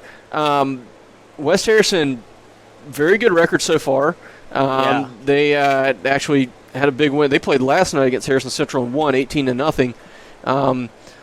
But West Harrison having what I think is probably their best football season in the history of their school. Yeah.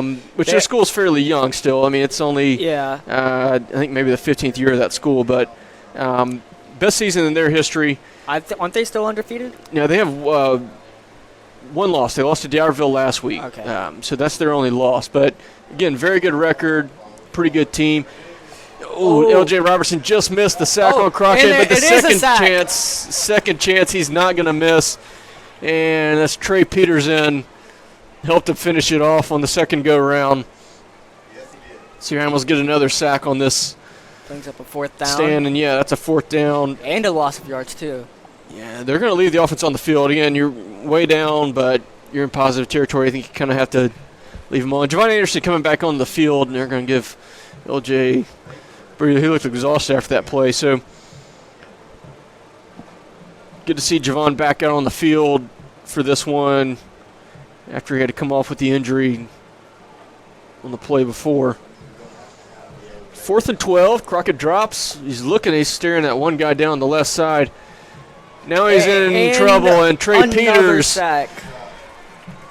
Makes another big play. Again, Trey P., the Region Defensive Player of the Year last year as a junior, continues a successful senior campaign with a sack and the turnover on downs. Turnover sponsored by Amy Olson of Owen & Company Real Estate. And the Admirals will take over in positive territory here with 4:09 to go in the third quarter.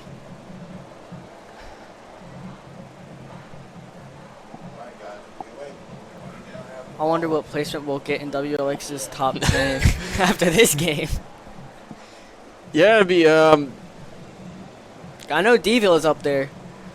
Yeah, and I guess a lot of it depends on how their game with Ocean Springs goes tonight, because they're playing Ocean Springs in D'Iberville. So, I think a lot of it depends on how that game goes. I'm really interested in seeing the outcome of that one.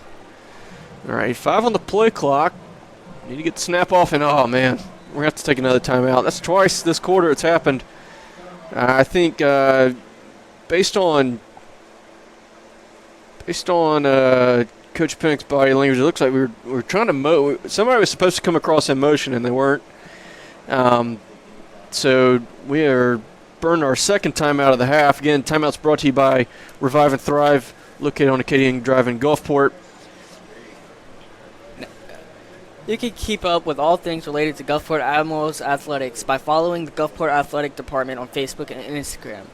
You can also find each individual team's pages on major social media platforms for game day posts, schedule announcements, scores, and a lot more.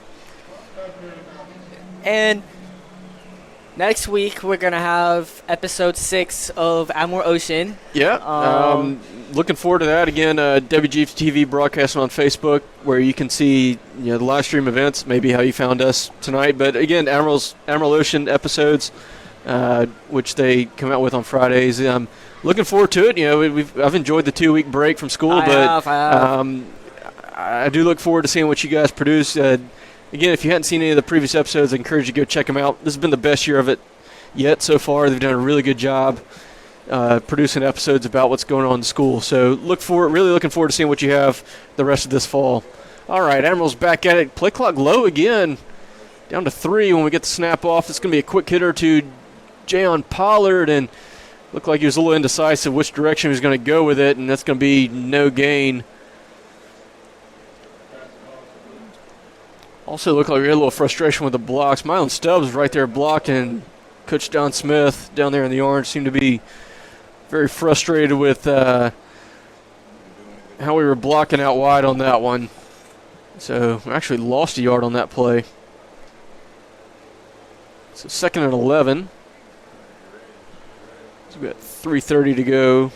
We're right on the 52.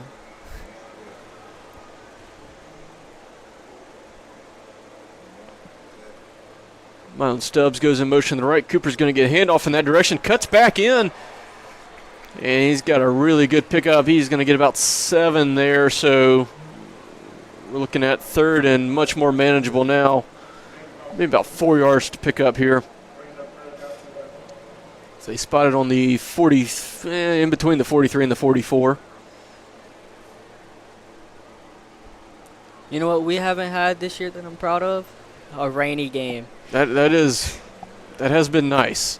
I remember last year we went to Madison Central, and fortunately I was inside the press box up there, but it rained about 2 inches that night. Yeah. All right, 3rd and 4, handoff to Cooper. He's trying to get wide and just doesn't have it. He's going to get tackled from behind there. We're back at a 4th And that's going to be a loss. 8. That was number 7, Yusuf Colding, who brought him down. So that's going to be a loss of about, maybe about 4-yard loss there. So it's going to bring up a 4th and 8, we'll call it. Scoreboard says 4th and 8, so I guess it is a 4th and 8. Yeah, they spotted it right at the 47, so that'd be right. Offense staying out there on the field. Let's see if we go for the hard count here, maybe. Nope. They're going to fake the receiver screen to Stubbs. Nettles rolls right. Not sure where we're going. Really nothing open. I don't know. We seemed really out of sync on that play. Yeah, very. A lot of guys seem to be kind of looking at each other, trying to figure out what's going on. I'm not sure what we were intended to do. Mylon Stubbs seemed to think he was getting that ball and not the shoulder fake there. Parker's actually going over and talking to him right away. I don't know, maybe he saw, hey, they were jumping the route or what. But regardless, it's going to be a turnover on downs. Actually lost a yard on that one too. So, again, like we've seen so many times here, okay, we pick up some yards tonight. Don't really put much of a finishing touch on it. We despite the fact we're up 27-0, we really struggle to finish drives. By the way, trying to look up that Ocean Springs D'Iberville score. Going to the fourth quarter, Ocean Springs is up 28-21. So close game over there in D'Iberville. Just by a touchdown, too. Yeah, it'll be interesting to see how that finishes. Crockett scrambles on his first play. He's going to pick up about 4. Trey Peters and looks like maybe Nick Strickland in on the tackle there.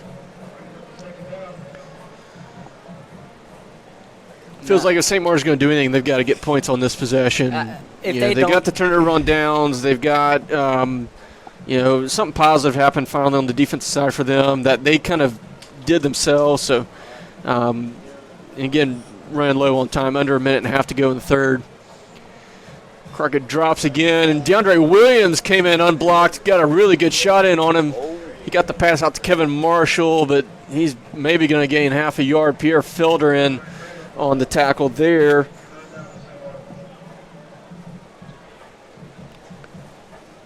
So that's going to bring up Savvy Sliders 3rd down and 5 to go.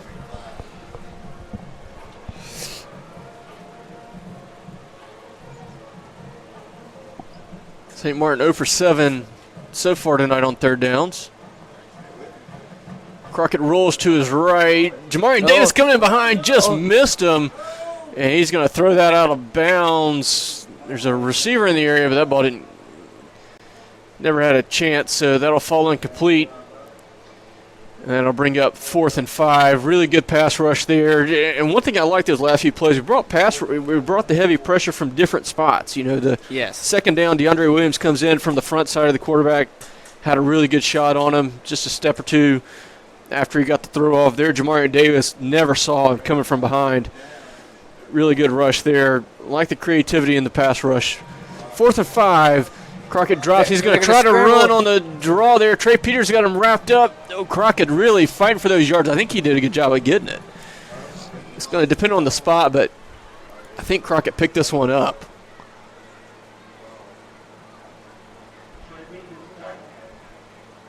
Yeah, they were going to give it to him as the first down. That was a really good run from Crockett. He got wrapped up a good 2-3 yards short, but kept his legs moving, kept rolling, and really fought hard to get that first down. Again, we've largely contained him tonight, but he's a good player. I mean, there's a reason they have the record they have so far. And these guys put up all the numbers for him. He completes this pass over the middle. as Cameron Romero, guy's also their punter, he's got that one down to the 22. Tackled by Cordarius Payton on that one. So that'll be another first down for St. Martin. So they're starting to have a little bit of momentum on the offensive side there, but that is the end of the third quarter. So St. Martin's driving, but after 3, Gulfport leads 27-0. We'll be back in a minute. I moved to Gulfport High School my 10th grade year. I was at another high school freshman year. 10th grade year I was a virtual, so I hadn't stepped foot on the campus at all. The teachers, they didn't really even know who I was, but they were very helpful and accommodating anything. It was a hard time for everyone, so they were very helpful.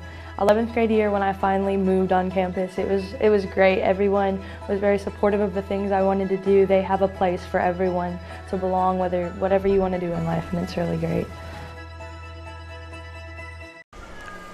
All right, and we are back for the final period of play tonight. Again, Gulfport up 27-0, been in total control of the game so far.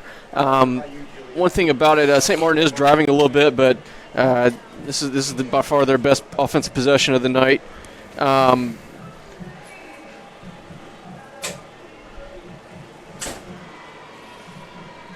So got Alfonso back on with us.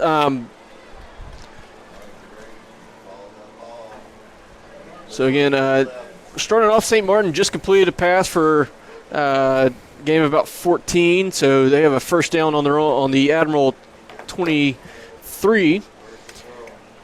Crockett drops back. Javon Anderson had a shot at him and missed him. Floats that one, intercepted by DeAndre Williams, and he's trying to run it all the way back. He's got a head of room to go. He's gone. Only Romero there. Kevin Romero trailing behind makes the tackle. DeAndre gets it back to the 35-yard line. But again, a guy who is known for making big plays this year and big moments for us puts it into that St. Martin drive. DeAndre Williams with the interception. Turnovers brought to you by Amy Ols of Owen & Company Real Estate. Man, that's a guy who he just makes plays when it's needed. So that was a big play. Yep. All right. By the way, this is the start of the fourth quarter, so help us out here. Tonight's fourth quarter is brought to you by Harbor View Oral and Facial Surgery. All right. That was a big play, too. Yeah, and again, it comes at the right moment. DeAndre Williams, again, kind of had a quieter last few nights, but he seems like he makes the play. He's a guy that shows up in the moment when we need it. He shuts down another team's good drive there with a big play, whether it be a sack or a big tackle, or he's forced a few fumbles in big moments, had the interception there. Really enjoyed watching him play this year. All right, Cooper gets that one. He's going to pick up 2 tough yards right there. Let's see. Oh, okay. Thought I heard our PA guy say there's the flag there, but no. So 2-yard pickup there. It'll be 2nd and 8. Who was last week against Ocean Spring Player of the Week? Well, Cooper Crosby got it for sure. He had the 5 touchdowns. Defensively, I think you could have given it to the whole defense. They were all really good. Parker heavily pressured, and he's going to be dropped for a sack. Jaden Curtis of St. Martin is going to get that one. That's going to be a loss of about 5. So that'll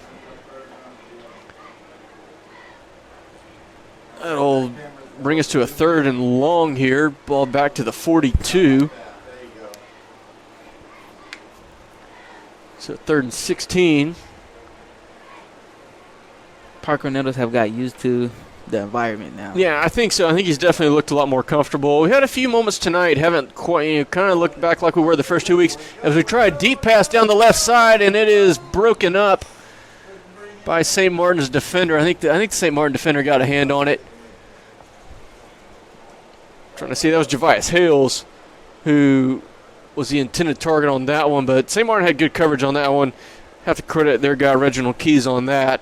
Stuck with Javius the whole way through the route, got a hand on the ball. So that'll force us to punt. And we're kind of scrambling to get guys on. Isaiah Ellison, last blocker, kind of running on late there to get on at the field, make sure we got all 11 out there. Carter catches a snap. Low, kind of a top spinning kick there. And Cordarius, can he stay in? They're going to mark it down on the 4. That was all of a sudden it became a race between Cordarius Payton and the ball, trying to keep it out of the end zone and prevent the touchback. He's going to be credited with downing it on the 4. Look how he kind of contacted it right around the ground and kind of slid back. So good we avoided that. All right, so St. Martin's going to start deep in their own territory on their own 4 after the good special teams play from the Admirals.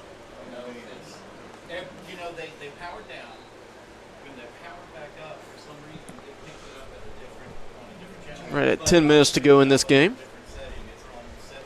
Crockett's going to run up the middle, and he gets hit really hard. Let's see, I think it was Nick Strickland that got him. You know, it was Jasavian Causey, 90, who got him. Boy, Strickland, he looked like he ran into a brick wall right there. So maybe a half a yard pickup at best there. Be second and long still. Defense been. Yeah, even with that last drive, St. Martin had some success on there. Only 70 yards on the night, and that number is gonna shrink here. St. Martin's receiver lost his helmet. That's number 4, Kevin Marshall. Lost his helmet and was still trying to engage in blocking with Pierre Felder for some reason. And he was really, really mouthy. I think that flag should be on him. He had his helmet off and he went back for more. That should be on St. Martin, but we'll see. If nothing else, should be offsetting. We'll see what the call here is.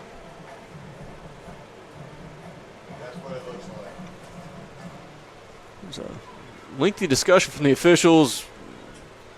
How about defensive players are around him. But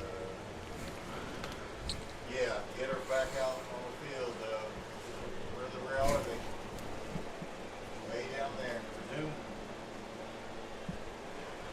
all right, looks like we finally have a decision rendered here. And the side judge is coming over to explain it to Coach Pinnock. We'll see the signals, though.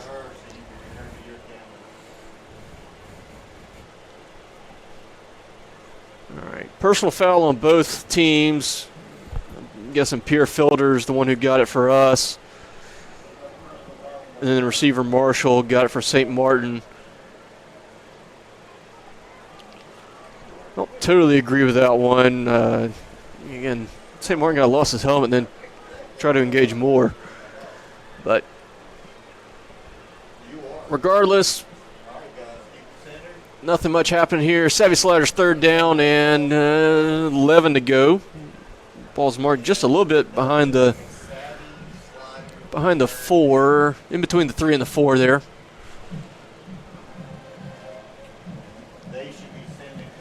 Looks like the officials have more to discuss. I don't know. I mean, there's dead ball, offset, and penalties. All right, so yeah, they put this one down at the 3. Again, Savvy Sliders third down and about 11 to go here. 9:20 to go in this game.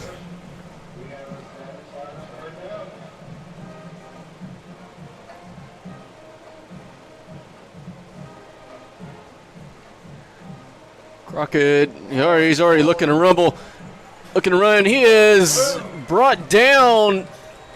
That was L.J. Robertson who brought him down. He got the throw off in time, just in time, but it's going to fall incomplete. That would have been a safety. So, yeah, almost had a safety there. I think Crockett knew that he was going down. He just kind of desperation fling there, but he did get it out. I think that was correct call. I think he did get that pass off, but it is fourth down. St. Martin is going to punt from their own end zone here. So Kevin Romero on to punt here. Cordarius is inside the 40. Had a really good return last time. Kind of a wobbling kick again, but he catches this with some forward momentum. He's already at the 20, runs over one of the Yellow Jacket coverage guys, and he is pushed out of bounds right around the 21. Ready to rip your brand and style? Coastal Prints specializes in custom screen printing and embroidery that makes your business team or event stand out. From crisp T-shirts and detailed hats and uniform, Coastal Prints can stitch or print it. Call them today at 228-COASTAL. That's 228-262-7826 to start your order. Visit them at 13334 Seaway Road, Suite 101 in Gulfport. All right, thank you for that. Camden Morgan comes across in motion. Cooper Crosby gets the handoff, tries to bounce to the left side. Didn't really have much to pick up there. So that's going to be maybe a yard on the pickup as the clock continues to roll, which I think is the main objective here. Hey, we're up 27. Let's start bleeding that clock out. Let's try to get this game to the end. We've done a good job of exerting our control over it. Let's see, they actually pushed him back a yard there, so I'm going to mark it as a loss of one, so be 2nd and 11 here. Mylan Stubbs goes in motion to the left. Fake it, and there's Mylan Stubbs in the inside wheel, and there is a Brian Jacobs State Farm touchdown. 22 yards, Parker Nettles to Mylan Stubbs. And that is a really nice exclamation point to put on this one. Love that. That might have been the play we were trying to run on the that 4th down a few minutes ago on the last possession. We faked the receiver screen real quick, go for somebody downfield. I think that might have been what we were trying to go for there. Mylan in the inside wheel from the slot, totally uncovered. Great job there. Because so often we've run that play where it turns into a that inside screen. The slot guy is going to hit the corner coming in. Mm-hmm. Really good job. He released downfield. We're going for 2 here, which is interesting. This is the first time under Coach Pinnock we've attempted a 2-point conversion. So Nettles rolls to the right, and trying to hit Javius Hales, and that one's just way out of reach, incomplete. And Coach Pinnock is really hot with Javius, it looks like. I don't think he had the right depth they were looking for. I think on that one he maybe wanted him to stay pretty tight to the goal line, not be 5-6 yards deep. Didn't make a really good cut there, and Coach Pinnock's really, really fuming on that one. I think that's probably the frustration there. Usually on that play, 2-point play, goal line play, because that's such a common play. That just quick rub right, rub out, roll out, throw the ball. You want the receiver right past the goal line, not 5-6 yards deep on the end zone. Common play that we see so many times in goal line situations. Been a lot of, in the last 15, 20 years, a lot of really famous moments where that's happened. I think it was about 8 years ago, Clemson won a national championship on that play. I remember Super Bowl 44 with the Saints. They successfully pulled that off. I believe it was Lance Moore who made the catch on a 2-point conversion. Caught it, kind of reached around. He was actually a little short of the goal line when he caught it. Reached right into the pylon and got it. Flag. Yeah, there's a flag down. And, flag down after the Divine Dentistry kickoff from Carter Platt. We'll see. It was right around where the ball landed, so we'll see what that call is. But again, a really common play there that we'll see. Hey, Coach, ain't this Mylan first hit? I believe that was his first score, Ed. Camden Morgan got his first score. Mylan got his there.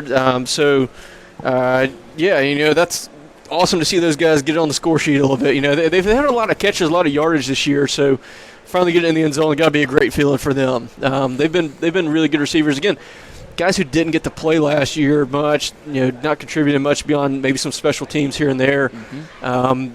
They've had some catches. They've had some good plays this year. Yeah, finally getting in the end zone, having everybody run to you, celebrate around you. That's got to be a good feeling for those guys. Flag was against St. Martin. Okay, so the flag was against St. Martin. That'll back them up to their own 12 is where they're starting this one.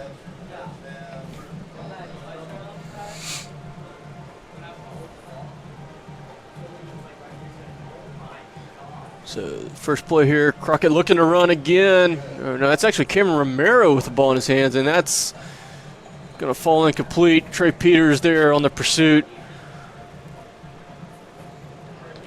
Coach, seen some improvements since first week. There's been a lot of improvements on offense and defense. Yeah, and this is something I think maybe I was talking with Nate about it. One thing you want to see every week, a little bit better. Can we do one thing better this week that we didn't do as well last week? And the downfield passing tonight, the bomb to Camden Morgan early, that inside wheel we just had to Milan.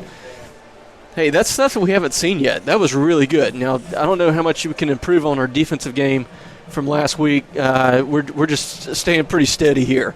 We stay steady on defense, special teams, which we have so far tonight. I think we had a lot of penalties tonight. We've had 8 tonight, which is a little above our season average. So, not the cleanest game in that sense, but that's something for us to work on next week in practice. But all right, they're going to call illegal forward pass there. They're going to say St. Martin's quarterback was across the line of scrimmage when we let that pass go. So that'll back him up another 5. So I'll put him inside their own 10. But it will be a loss of down, so.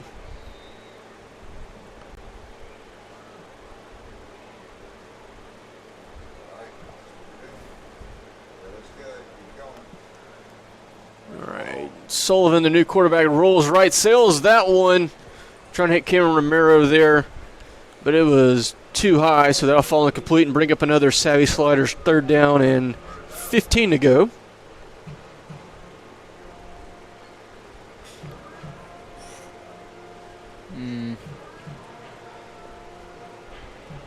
Thanks, Coach. I went out of town to Belzona last week. Really? Mm-hmm.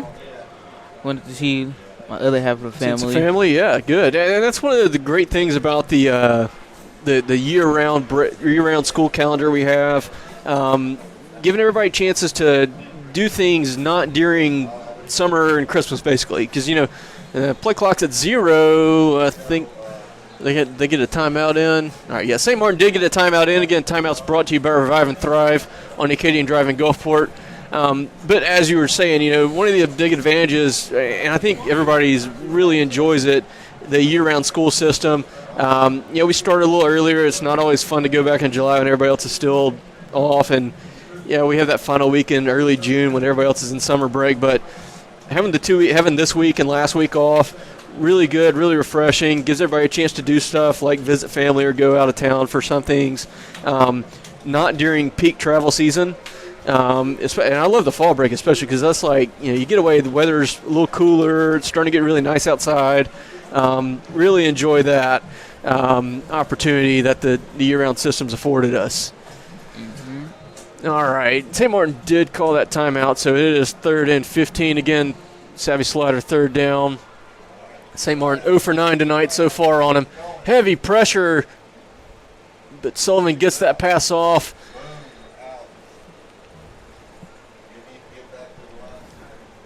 See who caught that one. Trey Peters. That was Demarius Shelby, who's had a few plays for them. Trey P forced him out after about a 2-yard pickup, so that's another 3rd down stand for the Admirals. That'll put St. Martin 0 for 10 on the night. That was the number Ocean Springs had last week. And the Yellowjackets will have Karen Romero back to punt again.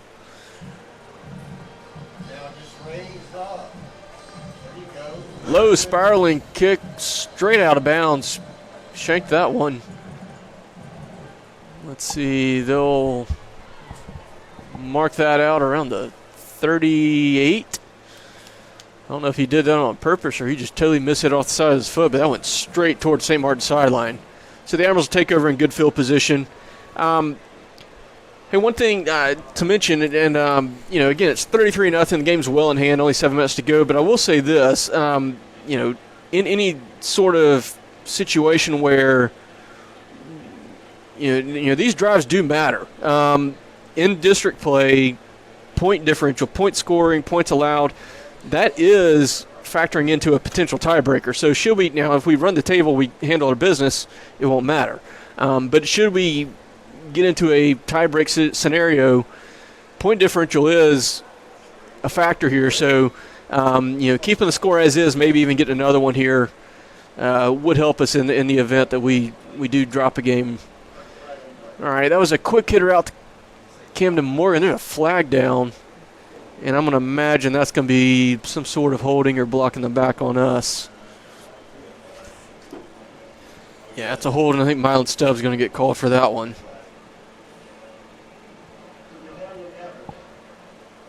So that'll put us behind the sticks. See where they spot this one. They're still walking it back.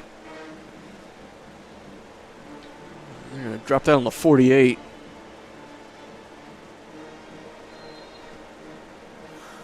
So that'll put us at 1st and 20.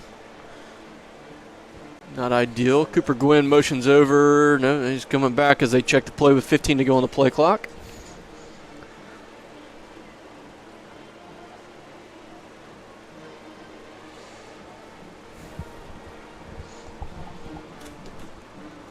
Camden Morgan motions across to the right. Nettles fires one downfield, and that's Mylan Stubbs. Makes a good catch coming back to the ball right around the 40. Good healthy pickup there.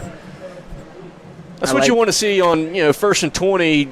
It's not about getting all the yardage back. You don't want to panic and think, oh, we got to get it all right here. Get a little bit. Take a little bit here. Second and much more manageable, right around 2nd and 10 now.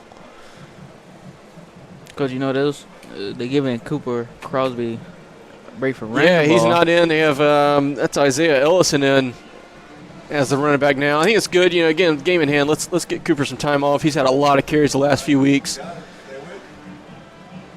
think that'll be a face mask. It looks like Isaiah's face mask. His head got twisted. I don't know. We'll see. Of course, Jaqueline Peters, our second tight end, is also motioned to the sideline like I didn't do anything wrong, so maybe he thinks he got flagged there. We'll see. No, it'll be a face mask on St. Martin, as thought.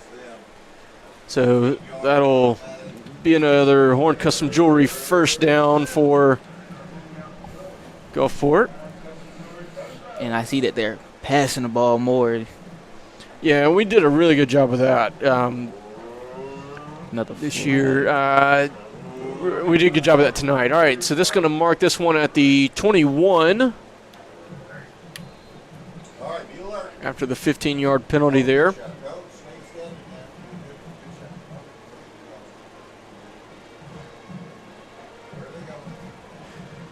Nettles fakes the handoff to Maji Frederick, and he's going for Camden Morgan, and he's got him! Camden Morgan, second score of the night, a 21-yard Brian Jacobs State Farm touchdown. Second one. Yeah, and as you were mentioning earlier, really awesome to see these guys. They've had good seasons so far, kind of their first year getting some varsity experience. Awesome to see Camden getting in the end zone twice. Because it's awesome when making the catch on 3rd and 5 to move the sticks. That's cool, but when you get in the end zone, you put points on the board. Everybody runs to you, celebrates around you, patting them on the helmet. You get back to the sideline, your teammates are all ready to get around you. That's something special there. That was Shaw Killebrew on for the point after, and he drills it through. So with 5 minutes to go and the running clock in effect, Gulfport leads 40-0. Making a really strong statement here tonight, which is what we wanted to see.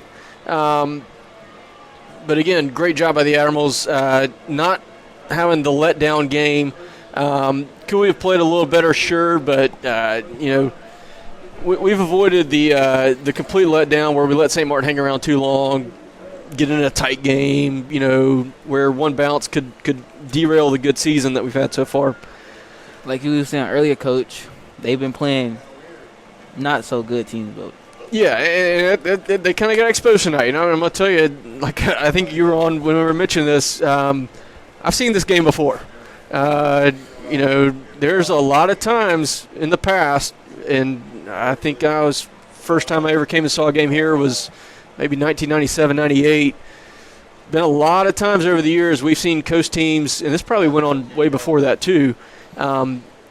Local teams with inflated records against not great competition come to Milner Stadium, get humbled. You know, it's happening tonight. Been a few years since we had really an opportunity to do that. All right, so Shaw chips that kickoff down, does a good job. We do a good job of covering that. So St. Martin will start on their own 21 for their next possession. All right, get ready, guys. What's going on? Where's it going? Who's got the ball? Give me that. Who has the ball? Oh, whoa, what's this? All right, so To the left. looks like we got put a few subs in on defense. Mostly our starters are back in the backfield, though. St. Martin's going to run that one to the left. That was short gain there by Charles Summers.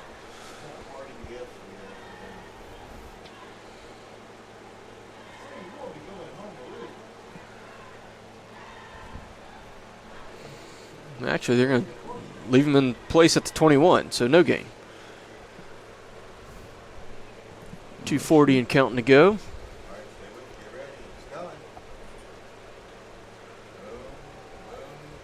Trying to escape. Yeah, Sullivan, he made a business decision there.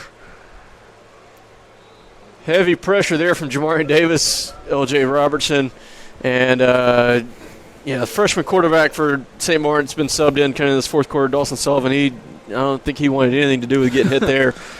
He saw that sideline in reach, and he decided he was going to take it. So that brings up another Savvy Sliders 3rd down and 11 to go. St. Martin 0 for 10 so far tonight.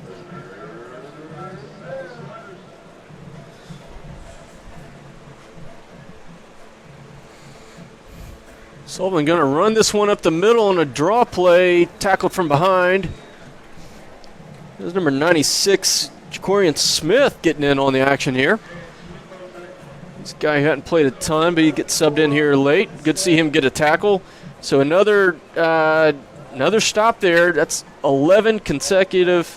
No, actually, because we had 10 last week, so that's at least, and I don't remember the Pascagoula game, this final drives. I'd have to look at it. That's at least 21 consecutive 3rd down stops for the Admiral defense. Really phenomenal job by them. Considering that 21 consecutive 3rd down stops in the last 2 games, really, really great testament to how they've played so far in division play. Romero, well, he was going to punt this one, but the play clock was at 0, and St. Martin's going to call timeout. So 1:01 to go. They will actually freeze the game clock for the timeout. Again, timeout's brought to you by Revive and Thrive on Acadian Drive in Gulfport. But, again, Gulfport's going to go to 2-0 in division play. We had the bye the first week, so we're a little bit behind. By the way, just checking on it, Ocean Springs kind of pulled away from D'Iberville in that fourth quarter. They end up winning that one 42-21 in D'Iberville. So Ocean Springs rebounds, gives D'Iberville their first loss of the season, not just in district play, but I think overall. So what that means is at the end of tonight, we're going to be alone in first place in the division as the only undefeated team left. Everybody else will have a loss. So that's the cool news from that. Romero, well, this time he hooks it straight to the sideline. Guess they don't want anything to do with the return as they get that punt off. And we'll have 45 seconds and change running down. But again, the clock's not stopping with the mercy rule in effect, so I think we might take one snap here and be done with it. Again, next week, got West Harrison. They have they've had a really good season so far, really the best season their school's ever had. So we're up there. Really excited to see how that goes. We know we're going to get their best game. They're going to be really excited to have us up there. As these final 10 seconds run off, again, final score here is going to be 40-0. Really solid game from the Admirals. Again, kind of exposing St. Martin's flaws and a little bit of that weaker schedule from them. But Gulfport checked all the boxes, did what we needed to do. Not the best offensive output in the first half, but the second half made the statements we needed to. Really good game overall. Glad to have you on with us again. We got 2 more home games left, plus hopefully a home playoff game, so more opportunities for that. Real quick, let's do a final look at the final stats here. Gulfport, 330 yards of total offense. Parker Nettles, 16 for 24 for 218 and 3 scores. Definitely his most efficient night of the year. He's been hovering around 50%, 55% completion percentage all year long. 16 out of 24, much better tonight on that sense. Cooper Crosby, 19 carries for 90 yards, 2 touchdowns. Amaji Frederick had 5 carries for 20. On the receiving end, the 2 guys getting the scores, Camden Morgan really had the big game tonight. 5 catches, 114, and 2 touchdowns. Mylon Stubbs had 3 catches for 49 and 1 touchdown. Both of them getting their first scores of the night, as you were pointing out. Really excited for them to get that. Carter Platt hit 2 field goals tonight, including a season long from 36. Good to see him continue having another solid year. Defense, phenomenal job. Held St. Martin to 65 total yards and 7 first downs. All around great play from them at all 3 levels of it. 0 for 11 on third downs for St. Martin. So again, in district play, opponents 0 for 21 on third downs against our defense. Just really outstanding job by them. Coach Green, our defensive coordinator, really good job by those guys. So to wrap it up, again, Gulfport wins 40-0, moves to 2-0 in division play, and with the Albertville's loss, we are in sole possession of first place, the last unbeaten team left in the division after just 3 weeks of play. Again, next week at West Harrison, kickoff at 7, same place as we are right here. We'll see you then. Have a good night.